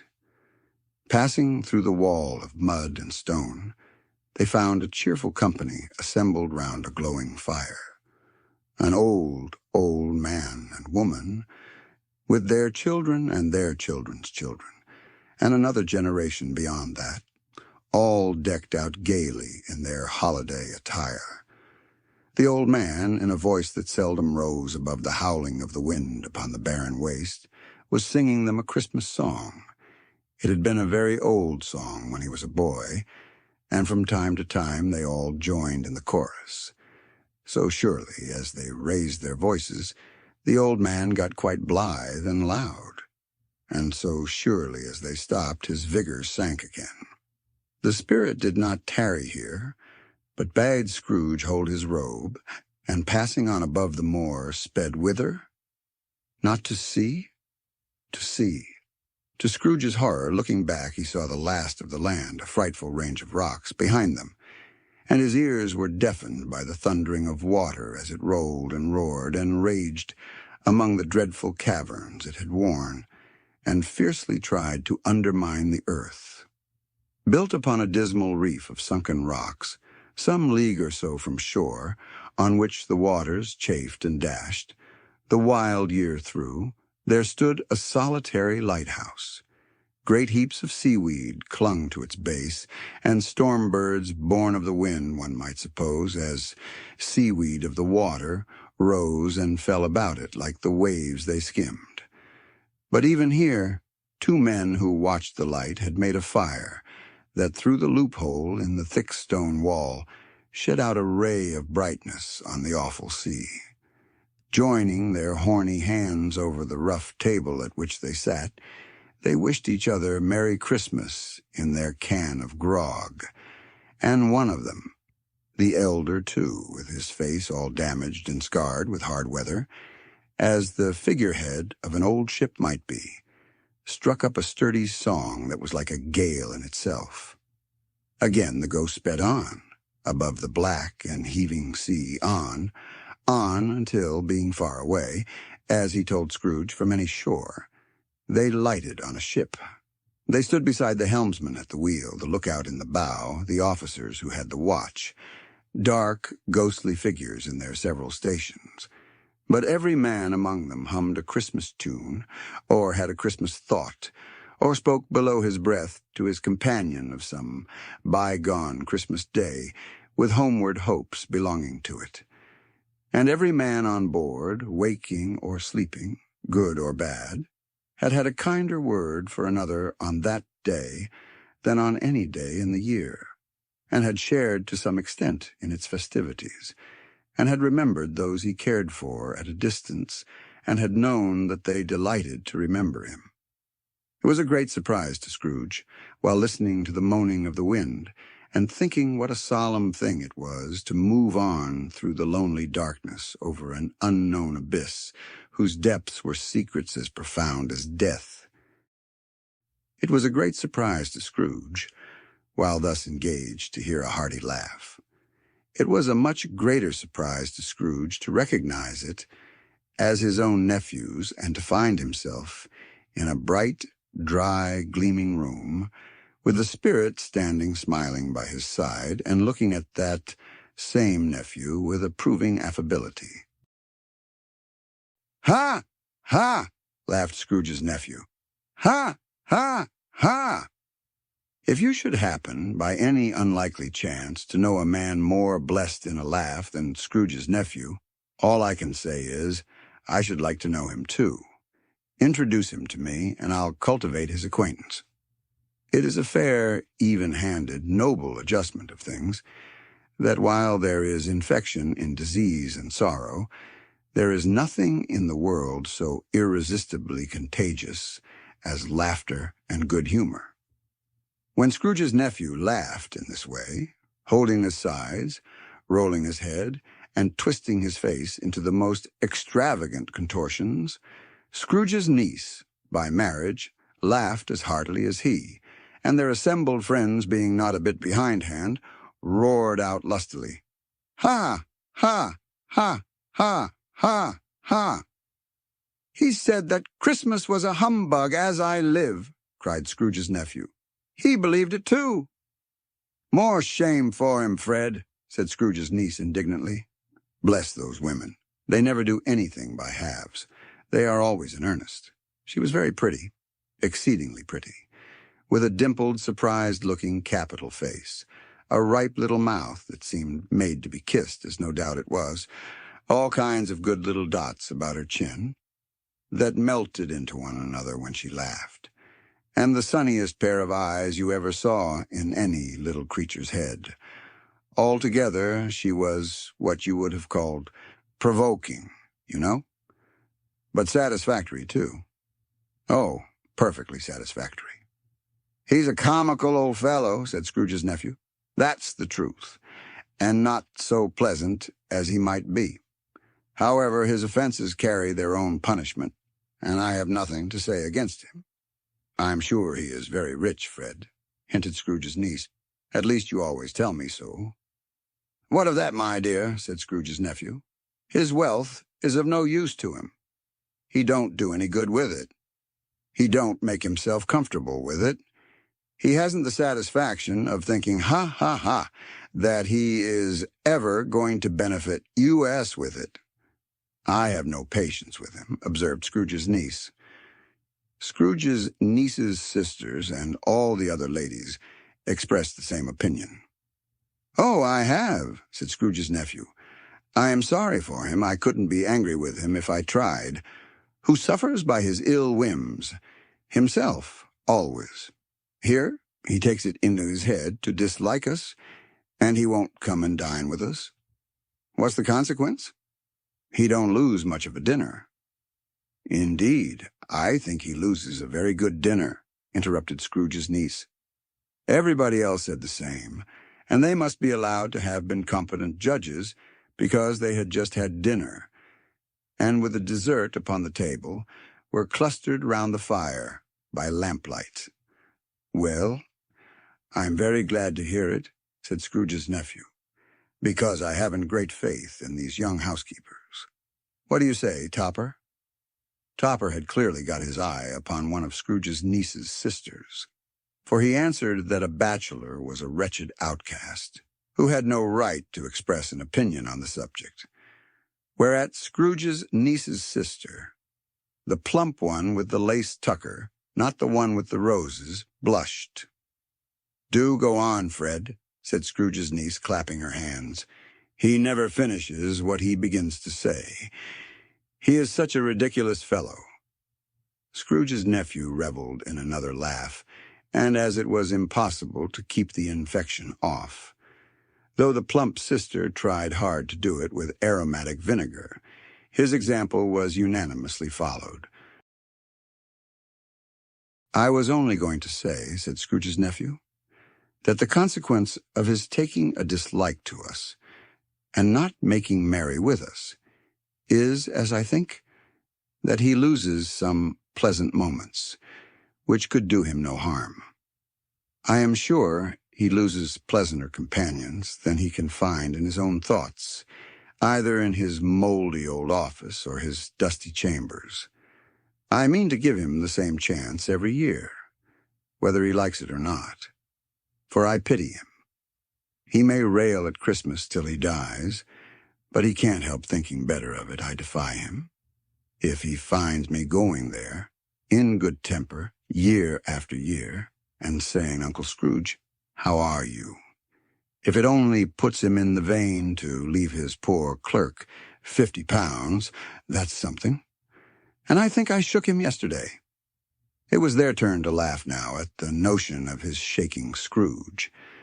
But being thoroughly good-natured and not much caring what they laughed at, so that they laughed at any rate, he encouraged them in their merriment, and passed the bottle joyously. After tea they had some music, for they were a musical family, and knew what they were about when they'd sung a glee or a catch, I can assure you, especially Topper, who could growl away in the bass like a good one, and never swell the large veins in his forehead, or get red in the face over it. Scrooge's niece played well upon the harp, and played, among other tunes, a simple little air, a mere nothing. You might learn to whistle it in 2 minutes, which had been familiar to the child who fetched Scrooge from the boarding school, as he had been reminded by the ghost of Christmas past. When this strain of music sounded, all the things that Ghost had shown him came upon his mind. He softened more and more, and thought that if he could have listened to it often, years ago, he might have cultivated the kindnesses of life for his own happiness, with his own hands, without resorting to the sexton's spade that buried Jacob Marley. But they didn't devote the whole evening to music. After a while they played at forfeits, for it is good to be children sometimes, and never better than at Christmas, when its mighty founder was a child himself. Stop! There was first a game at Blind Man's Buff. Of course there was. And I no more believe Topper was really blind than I believe he had eyes in his boots. My opinion is that it was a done thing between him and Scrooge's nephew, and that the ghost of Christmas present knew it. The way he went after that plump sister in the lace tucker was an outrage on the credulity of human nature. Knocking down the fire irons, tumbling over the chairs, bumping against the piano, smothering himself among the curtains. Wherever she went, there went he. He always knew where the plump sister was. He wouldn't catch anybody else. If you had fallen up against him, as some of them did, on purpose, he would have made a feint of endeavoring to seize you, which would have been an affront to your understanding, and would instantly have sidled off in the direction of the plump sister. She often cried out that it wasn't fair, and it really was not. But when at last he caught her, when, in spite of all her silken rustlings and her rapid flutterings past him, he got her into a corner whence there was no escape, then his conduct was the most execrable. For his pretending not to know her, his pretending that it was necessary to touch her headdress, and further to assure himself of her identity by pressing a certain ring upon her finger and a certain chain about her neck, was vile, monstrous. No doubt she told him her opinion of it when, another blind man being in office, they were so very confidential together, behind the curtains. Scrooge's niece was not one of the blind man's buff party, but was made comfortable with a large chair and a footstool in a snug corner where the ghost and Scrooge were close behind her. But she joined in the forfeits, and loved her love to admiration with all the letters of the alphabet. Likewise at the game of how, when, and where, she was very great, and to the secret joy of Scrooge's nephew, beat her sisters hollow, though they were sharp girls too, as Topper could have told you. There might have been 20 people there, young and old, but they all played, and so did Scrooge. For wholly forgetting in the interest he had in what was going on, that his voice made no sound in their ears, he sometimes came out with his guess quite loud, and very often guessed quite right, too. For the sharpest needle, best Whitechapel, warranted not to cut in the eye, was not sharper than Scrooge, blunt as he took it in his head to be. The ghost was greatly pleased to find him in this mood, and looked upon him with such favor that he begged like a boy to be allowed to stay until the guests departed. But this, the spirit said, could not be done. "Here is a new game," said Scrooge. "1 half-hour, spirit. Only one." It was a game called Yes and No, where Scrooge's nephew had to think of something, and the rest must find out what, he only answering to their questions yes or no, as the case was. The brisk fire of questioning to which he was exposed elicited from him that he was thinking of an animal, a live animal, rather a disagreeable animal, a savage animal, an animal that growled and grunted sometimes and talked sometimes and lived in London and walked about the streets and wasn't made a show of and wasn't led by anybody and didn't live in a menagerie and was never killed in a market and was not a horse or an ass or a cow or a bull or a tiger or a dog or a pig or a cat or a bear. At every fresh question that was put to him, this nephew burst into a fresh roar of laughter and was so inexpressibly tickled that he was obliged to get up off the sofa and stamp. At last, the plump sister, falling into a similar state, cried out, "I have found it out." "I know what it is, Fred. I know what it is." "What is it?" cried Fred. "It's your Uncle Scrooge." Which it certainly was. Admiration was the universal sentiment, though some objected that the reply to "Is it a bear?" ought to have been yes, inasmuch as an answer in the negative was sufficient to have diverted their thoughts from Mr. Scrooge, supposing they had ever had any tendency that way.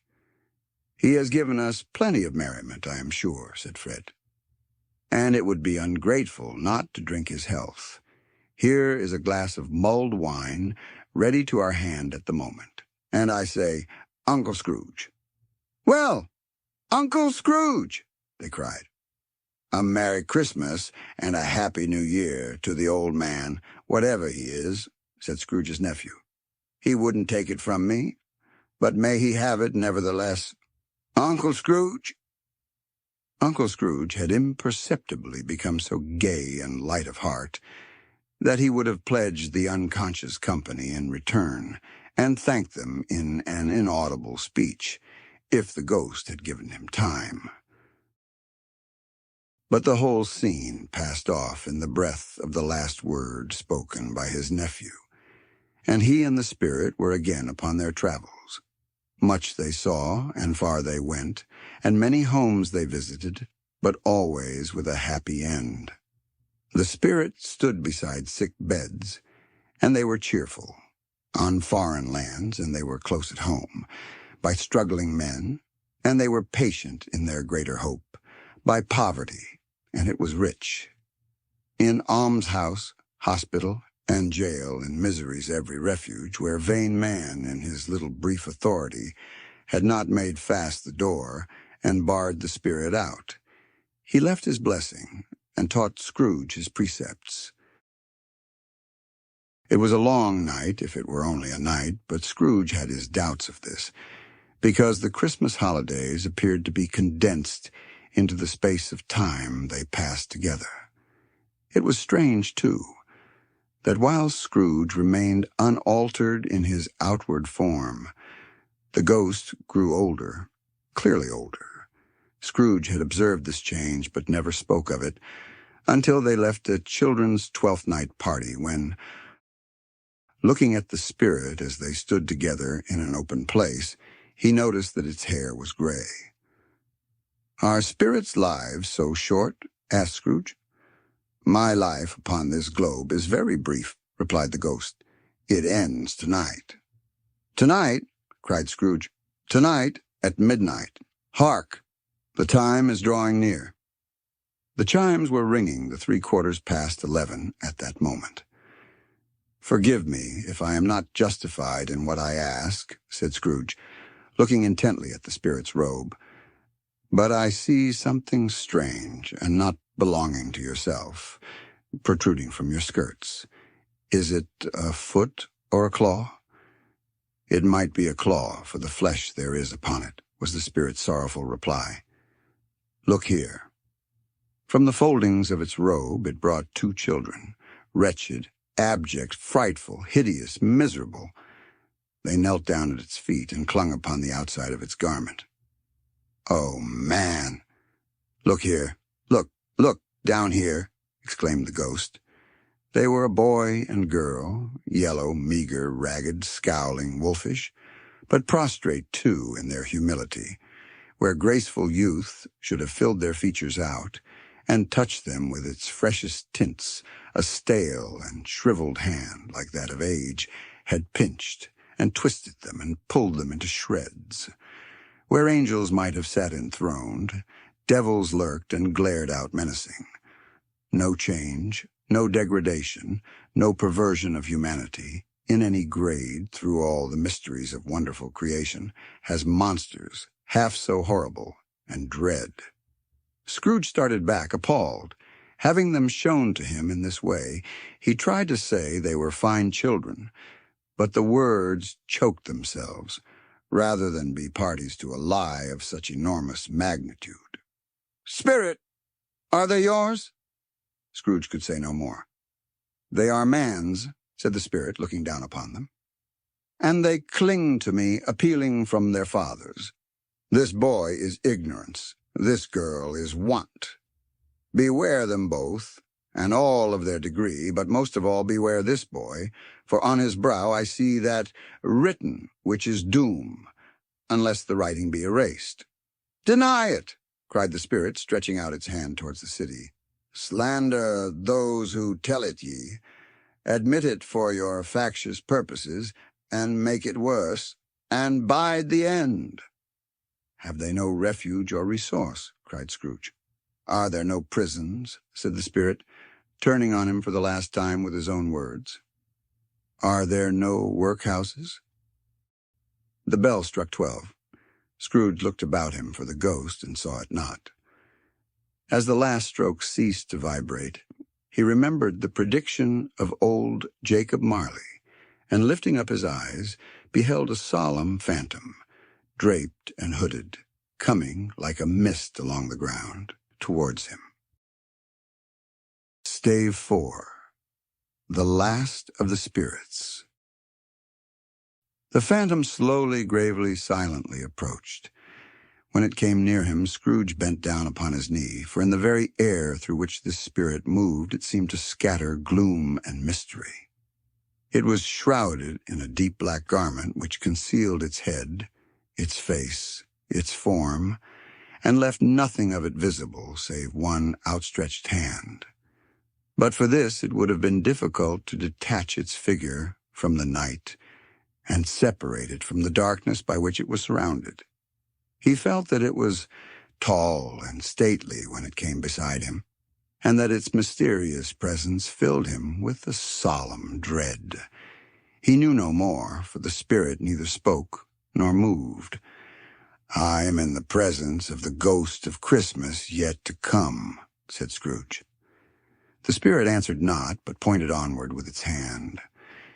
"You are about to show me shadows of the things that have not happened, but will happen in the time before us," Scrooge pursued. "Is that so, spirit?" The upper portion of the garment was contracted for an instant in its folds, as if the spirit had inclined its head. That was the only answer he received. Although well used to ghostly company by this time, Scrooge feared the silent shape so much that his legs trembled beneath him, and he found that he could hardly stand when he prepared to follow it. The spirit paused a moment, as observing his condition, and giving him time to recover. But Scrooge was all the worse for this.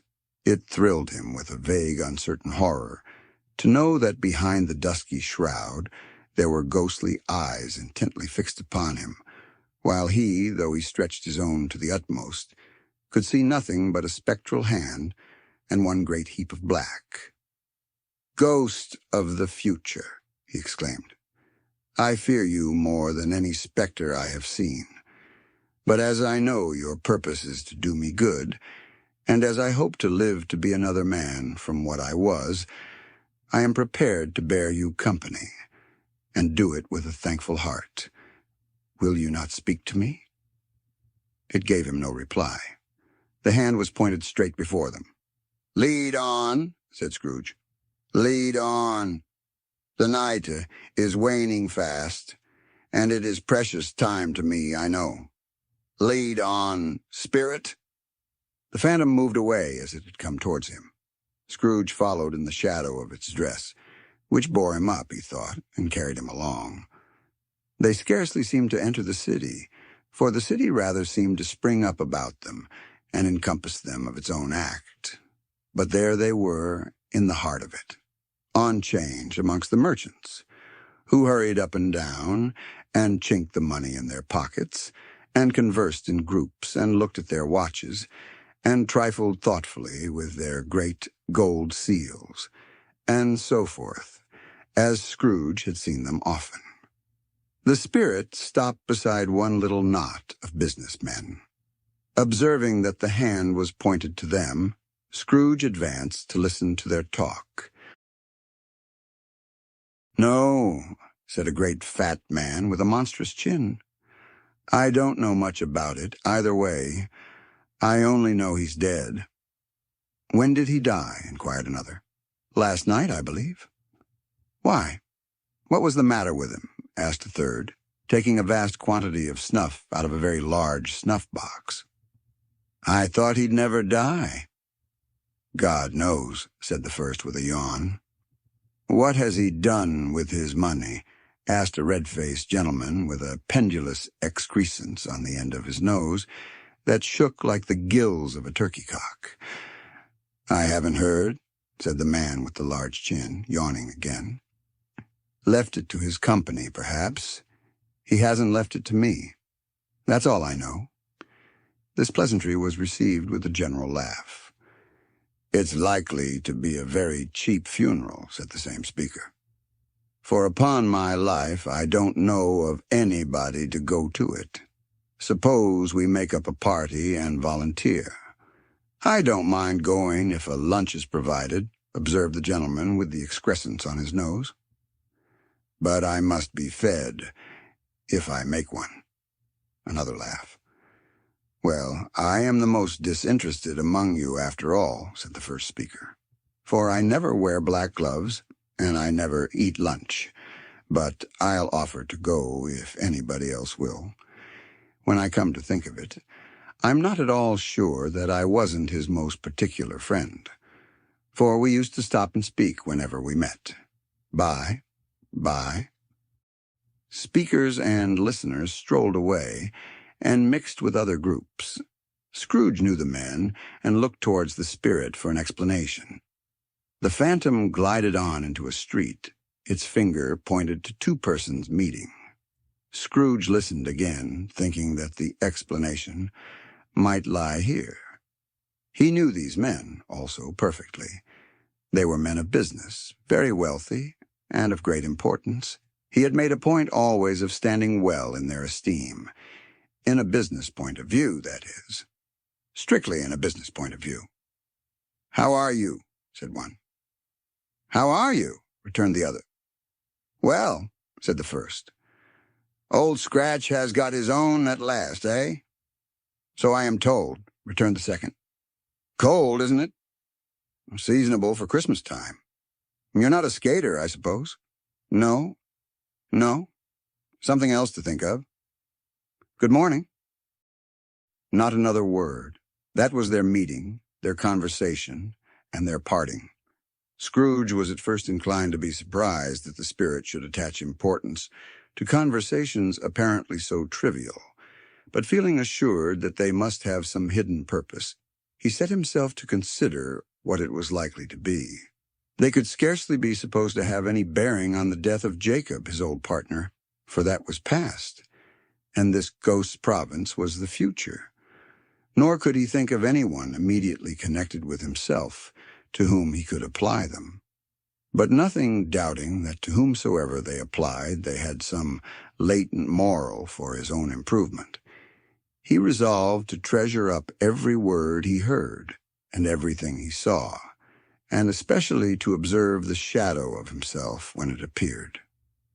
For he had an expectation that the conduct of his future self would give him the clue he missed and would render the solution of these riddles easy. He looked about in that very place for his own image, but another man stood in his accustomed corner, and though the clock pointed to his usual time of day for being there, he saw no likeness of himself among the multitudes that poured in through the porch. It gave him little surprise, however, for he had been revolving in his mind a change of life, and thought and hoped he saw his newborn resolutions carried out in this. Quiet and dark, beside him stood the phantom, with its outstretched hand. When he roused himself from his thoughtful quest, he fancied from the turn of the hand and its situation in reference to himself that the unseen eyes were looking at him keenly. It made him shudder and feel very cold. They left the busy scene and went into an obscure part of the town where Scrooge had never penetrated before, although he recognized its situation and its bad repute. The ways were foul and narrow, the shops and houses wretched, the people half-naked, drunken, slipshod, ugly. Alleys and archways, like so many cesspools, disgorged their offenses of smell and dirt and life upon the straggling streets, and the whole quarter reeked with crime, with filth and misery. Far in this den of infamous resort, there was a low-browed beetling shop, below a penthouse roof, where iron, old rags, bottles, bones, and greasy offal were bought. Upon the floor within were piled up heaps of rusty keys, nails, chains, hinges, files, scales, weights, and refuse iron of all kinds. Secrets that few would like to scrutinize were bred and hidden in mountains of unseemly rags, masses of corrupted fat, and sepulchres of bones. Sitting in among the wares he dealt in, by a charcoal stove made of old bricks, was a gray-haired rascal, nearly 70 years of age, who had screened himself from the cold air without by a frowsy curtaining of miscellaneous tatters, hung upon a line, and smoked his pipe in all of the luxury of calm retirement. Scrooge and the phantom came into the presence of this man, just as a woman with a heavy bundle slunk into the shop, but she had scarcely entered when another woman, similarly laden, came in too, and she was closely followed by a man in faded black, who was no less startled by the sight of them than they had been upon the recognition of each other. After a short period of blank astonishment in which the old man with the pipe had joined them, they all three burst into a laugh. "Let the charwoman alone to be the first," cried she who had entered first. "Let the laundress alone to be the second. And let the undertaker's man alone to be the third. Look here, old Joe, here's a chance. If we haven't all three met here without meaning it—" "You couldn't have met in a better place," said old Joe, removing his pipe from his mouth. "Come into the parlor.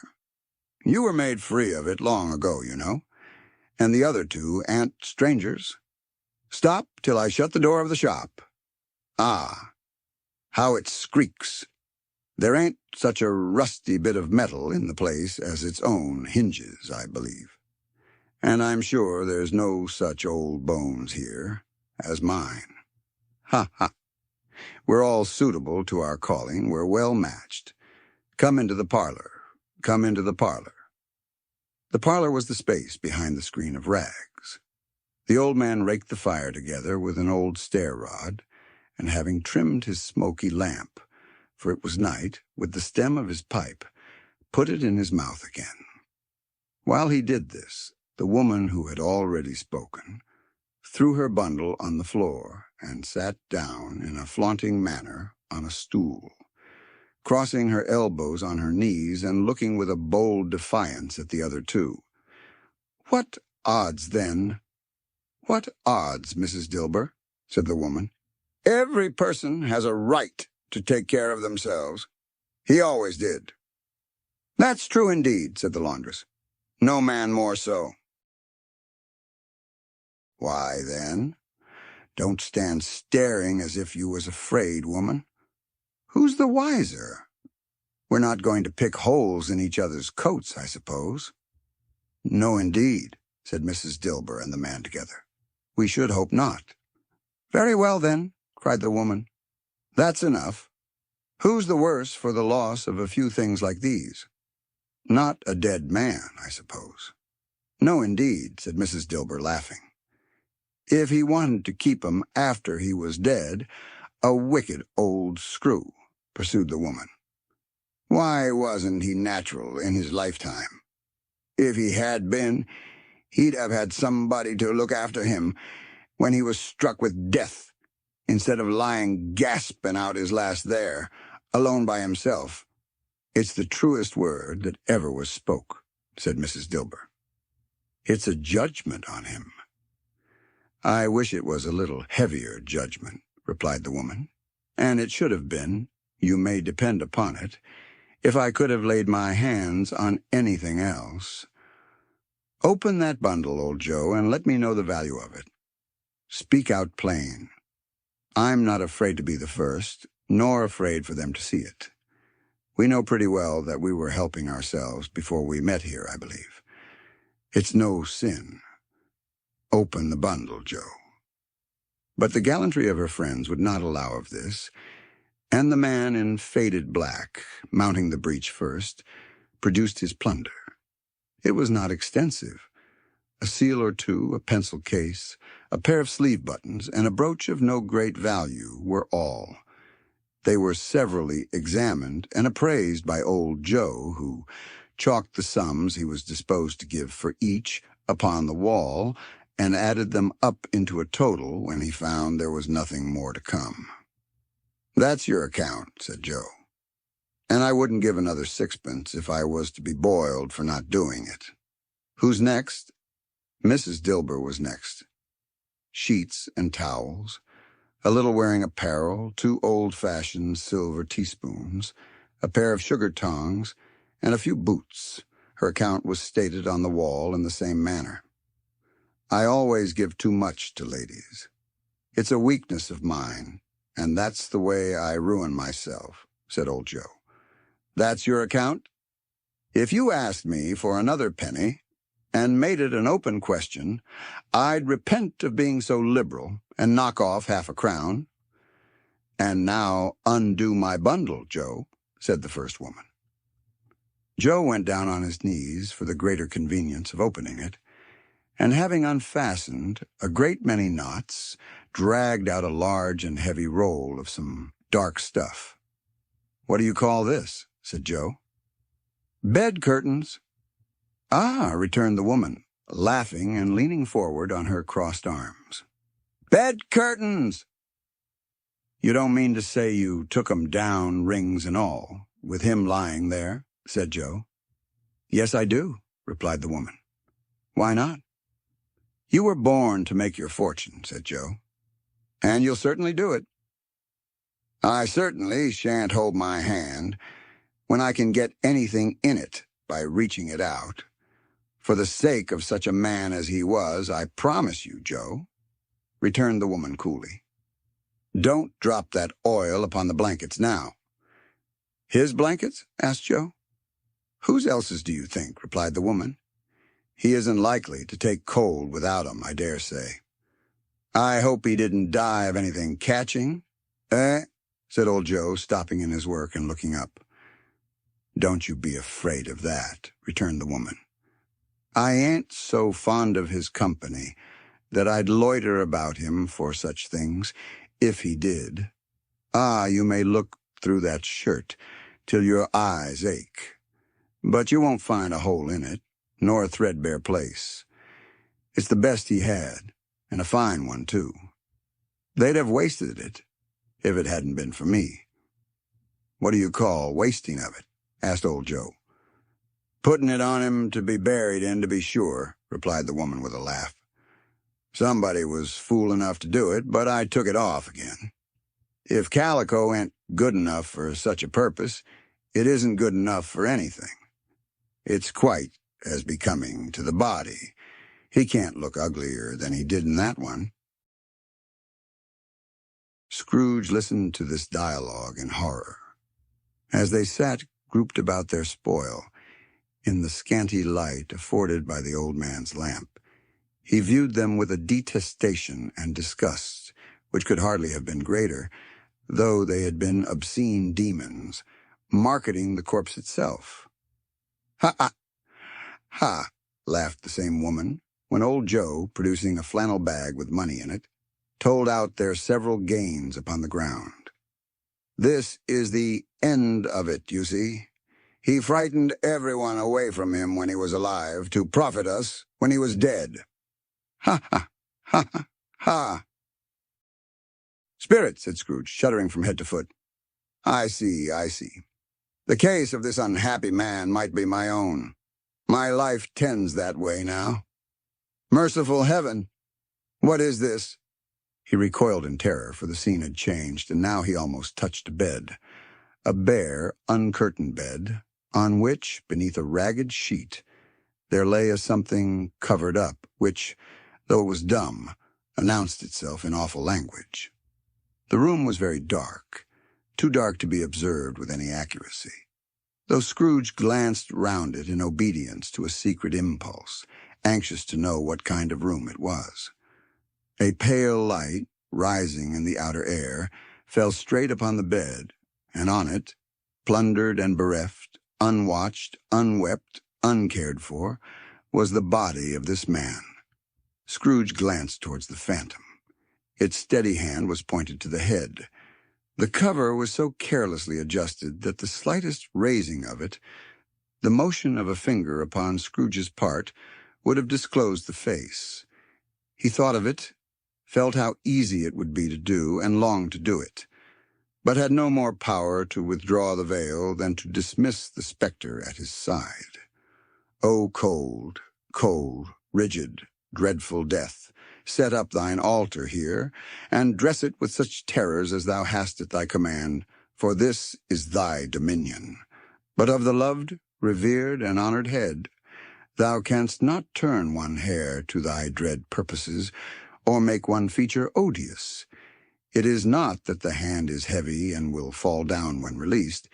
It is not that the heart and pulse are still, but that the hand was open, generous and true, the heart brave, warm, and tender, and the pulse a man's. Strike, shadow, strike, and see his good deeds springing from the wound, to sow the world with life immortal." No voice pronounced these words in Scrooge's ears, and yet he heard them when he looked upon the bed. He thought, if this man could be raised up now, what would be his foremost thoughts? Avarice, hard dealing, griping cares? They have brought him to a rich inn, truly. He lay in the dark, empty house, with not a man, a woman, or a child, to say that he was kind to me in this or that, and for the memory of one kind word, I will be kind to him. A cat was tearing at the door, and there was a sound of gnawing rats beneath the hearthstone. What they wanted in the room of death, and why they were so restless and disturbed, Scrooge did not dare to think. "Spirit," he said, "this is a fearful place. In leaving it I shall not leave its lesson, trust me. Let us go." Still the ghost pointed with an unmoved finger to the head. "I understand you," Scrooge returned, "and I would do it if I could. But I have not the power, Spirit. I have not the power." Again it seemed to look upon him. "If there is any person in the town who feels emotion caused by this man's death," said Scrooge, quite agonized, "show that person to me, Spirit, I beseech you." The phantom spread its dark robe before him for a moment like a wing, and withdrawing it, revealed a room by daylight where a mother and her children were. She was expecting someone, and with anxious eagerness, for she walked up and down the room, started at every sound, looked out from the window, glanced at the clock, tried but in vain to work with her needle, and could hardly bear the voices of the children in their play. At length the long-expected knock was heard. She hurried to the door and met her husband, a man whose face was careworn and depressed, though he was young. There was a remarkable expression in it now, a kind of serious delight of which he felt ashamed, and which he struggled to repress. He sat down to the dinner that had been hoarding for him by the fire, And when she asked him faintly what news, which was not until after a long silence, he appeared embarrassed how to answer. "Is it good," she said, "or bad?" To help him. "Bad," he answered. "We are quite ruined?" "No. There is hope yet, Caroline." "If he relents," she said, amazed. "There is. Nothing is past hope, if such a miracle has happened." "He is past relenting," said her husband. "He is dead." She was a mild and patient creature, if her face spoke truth. But she was thankful in her soul to hear it, and she said so, with clasped hands. She prayed forgiveness the next moment, and was sorry. But the first was the emotion of her heart.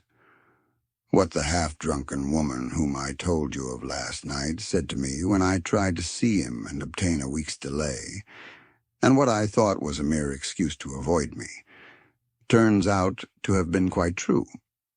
He was not only very ill, but dying then. To whom will our debt be transferred? I don't know. But before that time we shall be ready with the money. And even though we were not, it would be a bad fortune indeed to find so merciless a creditor in his successor. We may sleep tonight with light hearts, Caroline." Yes, soften it as they would, their hearts were lighter. The children's faces, hushed and clustered round to hear what they so little understood, were brighter, and it was a happier house for this man's death.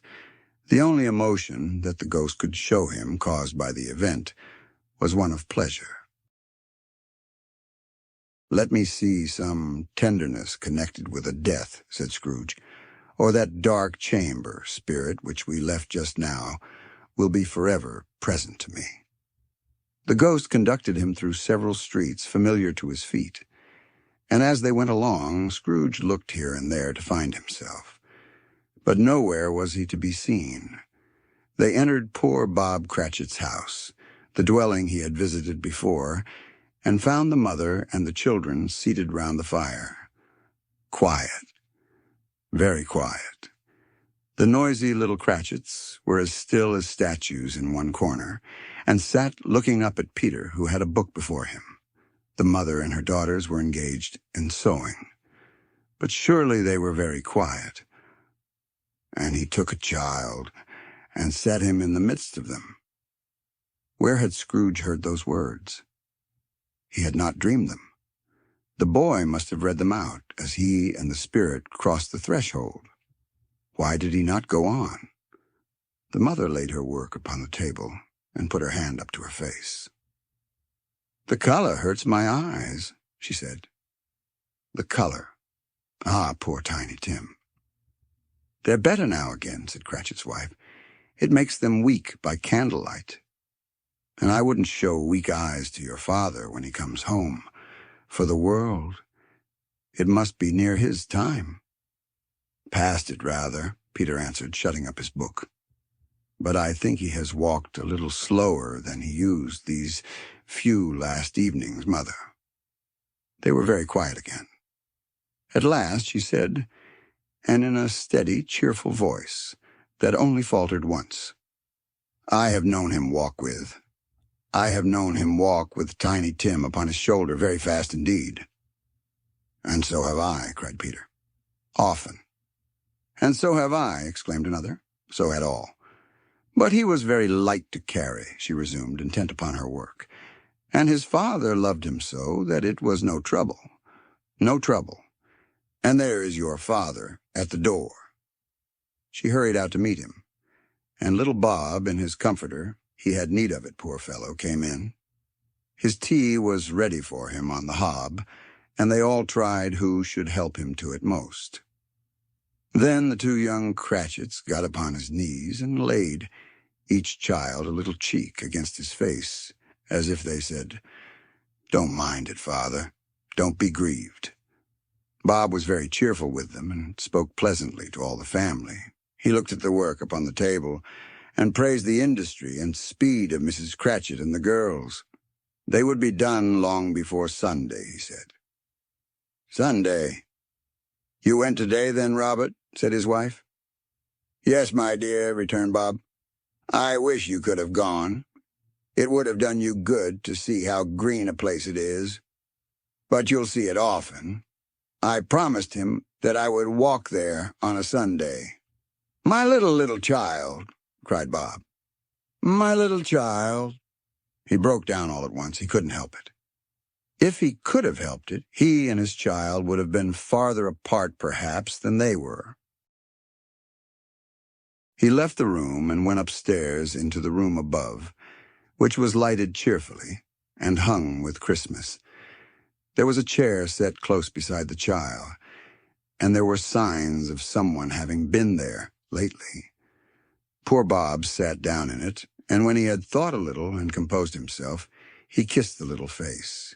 He was reconciled to what had happened, and went down again quite happy. They drew about the fire and talked, the girls and mother working still. Bob told them of the extraordinary kindness of Mr. Scrooge's nephew, whom he had scarcely seen but once, and who, meeting him in the street that day, and seeing that he looked a little. "Just a little down, you know," said Bob, inquired what had happened to distress him. "On which," said Bob, "for he is the pleasantest spoken gentleman you ever heard," I told him. "I am heartily sorry for it, Mr. Cratchit," he said, "and heartily sorry for your good wife. By the by, how he ever knew that, I don't know." "Knew what, my dear?" "Why, that you were a good wife," replied Bob. "Everybody knows that," said Peter. "Very well observed, my boy," cried Bob. "I hope they do. Heartily sorry," he said, "for your good wife. If I can be of service to you in any way," he said, giving me his card, "that's where I live. Pray come to me." "Now it wasn't," cried Bob, "for the sake of anything he might be able to do for us, so much as for his kind way, that this was quite delightful. It really seemed as if he had known our Tiny Tim, and felt with us." "I'm sure he's a good soul," said Mrs. Cratchit. "You would be sure of it, my dear," returned Bob, "if you saw and spoke to him. I shouldn't be at all surprised, mark what I say, if he got Peter a better situation." "Only hear that, Peter," said Mrs. Cratchit. "And then," cried one of the girls, "Peter will be keeping company with someone, and setting up for himself." "Get along with you," retorted Peter, grinning. "It's just as likely as not," said Bob. "One of these days, though there's plenty of time for that, my dear. But however and whenever we part from one another, I am sure we shall none of us forget poor Tiny Tim, shall we? Or this first parting that there was among us." "Never, father," cried they all. "And I know," said Bob, "I know, my dears, that when we recollect how patient and how mild he was, although he was a little child, we shall not quarrel easily among ourselves and forget poor Tiny Tim in doing it." "No, never, father," they all cried again. "I am very happy," said little Bob. "I am very happy." Mrs. Cratchit kissed him. His daughters kissed him. The two young Cratchits kissed him, and Peter and himself shook hands. "Spirit of Tiny Tim, thy childish essence was from God."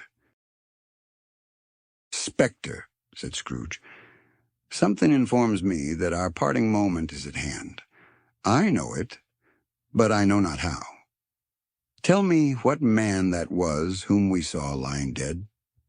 "The ghost of Christmas, yet to come, conveyed him, as before, though at a different time, he thought. Indeed, there seemed no order in these latter visions, save that they were in the future, into the resorts of business men, but showed him not himself. Indeed, the spirit did not stay for anything, but went straight on, as to the end just now desired, until besought by Scrooge to tarry for a moment. "This court," said Scrooge, "through which we hurry now, is where my place of occupation is, and has been for a length of time. I see the house. Let me behold what I shall be in days to come." The spirit stopped. The hand was pointed elsewhere.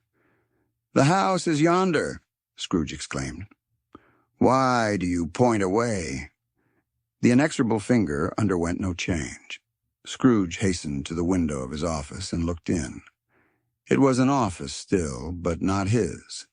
The furniture was not the same, and the figure in the chair was not himself. The phantom pointed as before. He joined it once again, and wondering why and whither he had gone, accompanied it until they reached an iron gate. He paused to look round before entering. A churchyard. Here, then, the wretched man whose name he had now to learn lay underneath the ground. It was a worthy place, walled in by houses, overrun by grass and weeds, the growth of vegetation's death, not life, choked up with too much burying, fat with repleted appetite. A worthy place. The spirit stood among the graves and pointed down to one. He advanced towards it, trembling. The phantom was exactly as it had been, but he dreaded that he saw new meaning in its solemn shape. "Before I draw nearer to that stone to which you point," said Scrooge, "answer me one question. Are these the shadows of the things that will be? Or are they shadows of things that may be only?" Still the ghost pointed downward to the grave by which it stood. "Men's courses will foreshadow certain ends, to which, if persevered in, they must lead," said Scrooge. "But if the courses be departed from, the ends will change. Say it is thus with what you show me." The spirit was immovable as ever. Scrooge crept towards it, trembling as he went, and following the finger read upon the stone of the neglected grave his own name, Ebenezer Scrooge. "Am I that man who lay upon the bed?" he cried upon his knees. The finger pointed from the grave to him and back again. "No, spirit. Oh, no, no." The finger still was there. "Spirit," he cried, tight clutching at its rope, "hear me. I am not the man I was. I will not be the man I must have been but for this intercourse. Why show me this, if I am past all hope?" For the first time the hand appeared to shake. "Good spirit," he pursued, as down upon the ground he fell before it. "Your nature intercedes for me and pities me. Assure me that I yet may change these shadows you have shown me by an altered life." The kind hand trembled. "I will honor Christmas in my heart and try to keep it all the year. I will live in the past, the present, and the future. The spirits of all three shall strive within me. I will not shut out the lessons that they teach. Oh, tell me I may sponge away the writing on this stone." In his agony he caught the spectral hand. It sought to free itself, but he was strong in his entreaty, and detained it. The spirit, stronger yet, repulsed him. Holding up his hands in a last prayer to have his fate reversed, he saw an alteration in the phantom's hood and dress. It shrunk, collapsed, and dwindled down into a bedpost. Stave 5. The end of it? Yes, and the bedpost was his own. The bed was his own. The room was his own. Best and happiest of all, the time before him was his own to make amends in. "I will live in the past, the present, and the future," Scrooge repeated as he scrambled out of bed. "The spirits of all three shall strive within me. Oh, Jacob Marley! Heaven, and the Christmas time be praised for this. I say it on my knees, old Jacob. On my knees." He was so fluttered and so glowing with his good intentions that his broken voice would scarcely answer to his call. He had been sobbing violently in his conflict with the spirit, and his face was wet with tears. "They are not torn down," cried Scrooge, folding one of his bed curtains in his arms. "They are not torn down, rings and all. They are here. I am here. The shadows of the things that would have been may be dispelled. They will be. I know they will." His hands were busy with his garments all this time. turning them inside out, putting them on upside down, tearing them, mislaying them, making them parties to every kind of extravagance. "I don't know what to do," cried Scrooge, laughing and crying in the same breath, and making a perfect laocoon of himself with his stockings. "I am as light as a feather. I am as happy as an angel. I am as merry as a schoolboy. I am as giddy as a drunken man. A Merry Christmas to everybody. A Happy New Year to all the world. Hello here. Whoop! Hello!" He had frisked into the sitting room and was now standing there, perfectly winded. "There's the saucepan that the gruel was in," cried Scrooge, starting off again and going round the fireplace. "There's the door by which the ghost of Jacob Marley entered. There's the corner where the ghost of Christmas present sat. There's the window where I saw the wandering spirits. It's all right, it's all true. It all happened. Ha, ha, ha, ha. Really, for a man who had been out of practice for so many years, it was a splendid laugh, a most illustrious laugh, the father of a long, long line of brilliant laughs. "I don't know what day of the month it is," said Scrooge. "I don't know how long I've been among the spirits. I don't know anything. I'm quite a baby. Never mind. I don't care. I'd rather be a baby. Hello, whoop. Hello here." He was checked in his transports by the churches ringing out the lustiest peals he had ever heard. Clash, clang, hammer, ding, dong, bell. Bell, dong, ding. Hammer, clang, clash. Oh, glorious, glorious. Running to the window, he opened it and put out his head. No fog, no mist, clear, bright, jovial, stirring, cold, cold piping for the blood to dance to, golden sunlight, heavenly sky, sweet fresh air, merry bells. Oh, glorious, glorious. "What's today?" cried Scrooge, calling downward to a boy in Sunday clothes, who perhaps had loitered in to look about him. "Eh?" returned the boy, with all his might of wonder. "What's today, my fine fellow?" said Scrooge. "Today," replied the boy. "Why, Christmas Day." "It's Christmas Day," said Scrooge to himself. "I haven't missed it.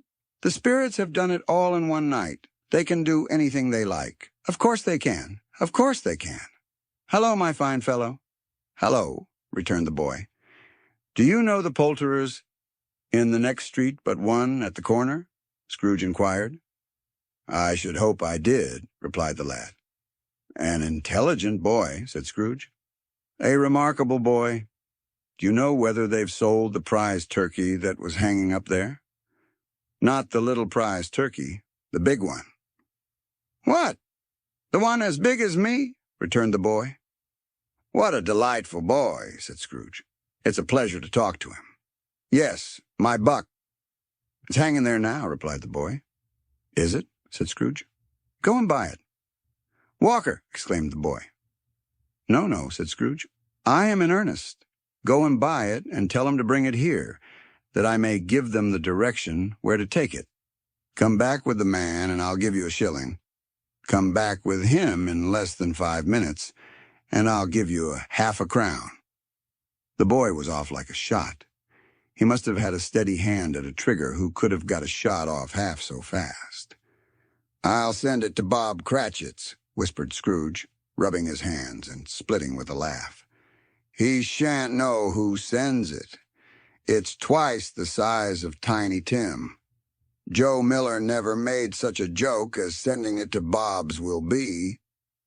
The hand in which he wrote the address was not a steady one, but write it he did somehow, and went downstairs to open the street door, ready for the coming of the poulterer's man.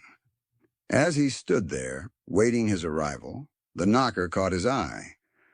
"I shall love it as long as I live," cried Scrooge, patting it with his hand. "I scarcely ever looked at it before. What an honest expression it has in its face.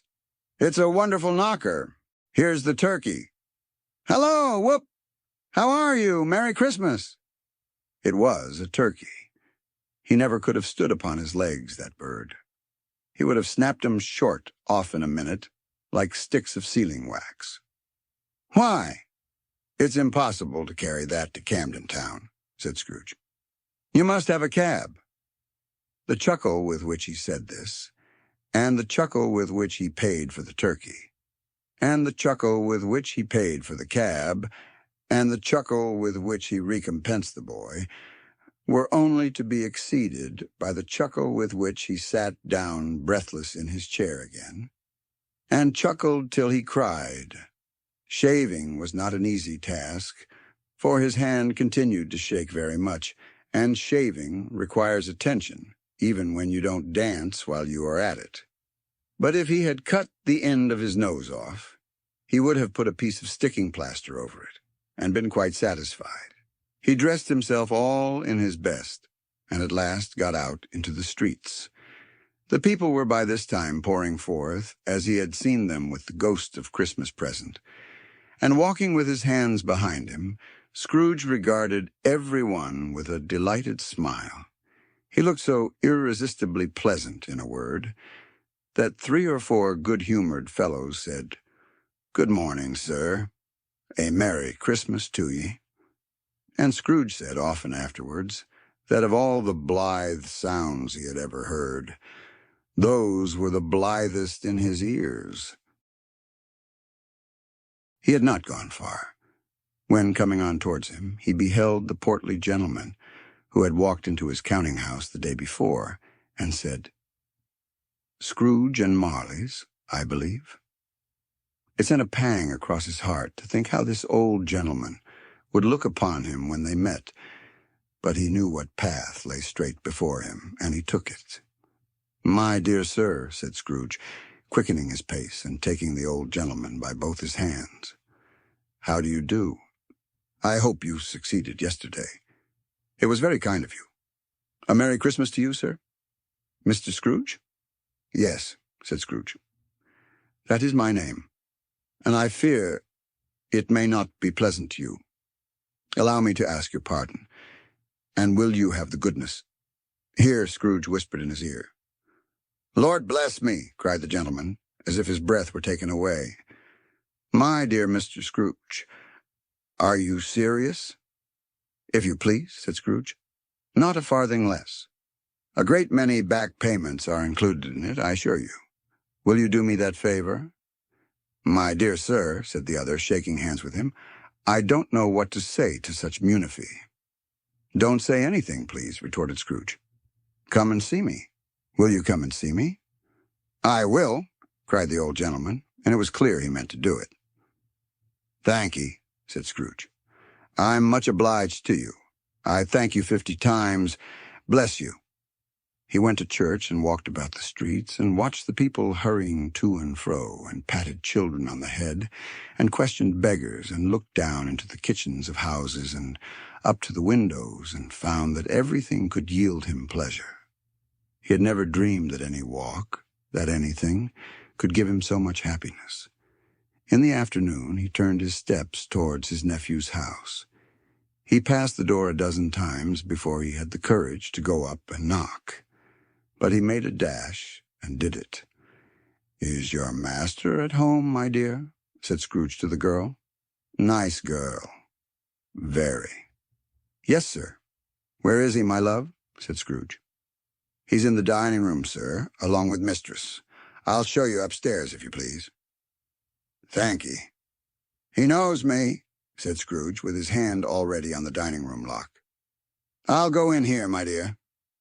He turned it gently and sidled his face in, round the door. They were looking at the table, which was spread out in great array, for these young housekeepers are always nervous on such points, and like to see that everything is right. "Fred," said Scrooge. Dear heart alive, how his niece by marriage started. Scrooge had forgotten for the moment about her sitting in the corner with the footstool, or he wouldn't have done it on any account. "Why, bless my soul," cried Fred. "Who's that?" "It's I, your Uncle Scrooge. I have come to dinner. Will you let me in, Fred?" "Let him in." It is a mercy he didn't shake his arm off. He was at home in 5 minutes. Nothing could be heartier. His niece looked just the same. So did Topper when he came. So did the plump sister when she came. So did everyone when they came. Wonderful party, wonderful games, wonderful unanimity, wonderful happiness. But he was early at the office next morning. Oh, he was early there. If he could only be there first and catch Bob Cratchit coming late. That was the thing he had set his heart upon. And he did it? Yes, he did. The clock struck 9. No Bob. 1:15. No Bob. He was full 18 minutes and a half behind his time. Scrooge sat with his door wide open, that he might see him come into the tank. His hat was off.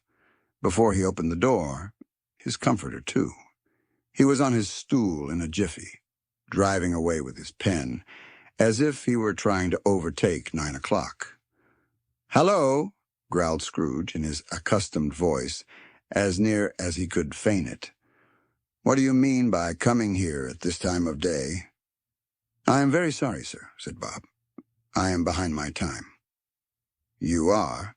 repeated Scrooge. "Yes, I think you are. Step this way, sir, if you please." "It's only once a year, sir," pleaded Bob, appearing from the tank. "It shall not be repeated. I was making rather merry yesterday, sir." "Now I'll tell you what, my friend," said Scrooge. "I am not going to stand this sort of thing any longer. And therefore," he continued, leaping from his stool and giving Bob such a dig in the waistcoat that he staggered back into the tank again, "and therefore I am about to raise your salary." Bob trembled and got a little nearer to the ruler. He had a momentary idea of knocking Scrooge down with it, holding him and calling to the people in the court for help and a straight waistcoat. "A Merry Christmas, Bob," said Scrooge, with an earnestness that could not be mistaken as he clapped him on the back. "A merrier Christmas, Bob, my good fellow, than I have given you for many a year. I'll raise your salary and endeavor to assist your struggling family, and we will discuss your affairs this very afternoon over a Christmas bowl of smoking bishop. Bob, make up the fires and buy another coal scuttle before you dot another I, Bob Cratchit." Scrooge was better than his word. He did it all, and infinitely more. And to Tiny Tim, who did not die, he was a second father. He became as good a friend, as good a master, and as good a man as the good old city knew, or any other good old city, town or borough in the good old world. Some people laughed to see the alteration in him, but he let them laugh and little heeded them. For he was wise enough to know that nothing ever happened on this globe, for good, at which some people did not have their fill of laughter in the outset. And knowing that such as these would be blind anyway, he thought it quite as well that they should wrinkle up their eyes in grins as have the malady in less attractive forms. His own heart laughed, and that was quite enough for him. He had no further intercourse with spirits, but lived upon the total abstinence principle ever afterwards. And it was always said of him that he knew how to keep Christmas well, if any man alive possessed the knowledge. May that be truly said of us, and all of us. And so, as Tiny Tim observed, God bless us, everyone.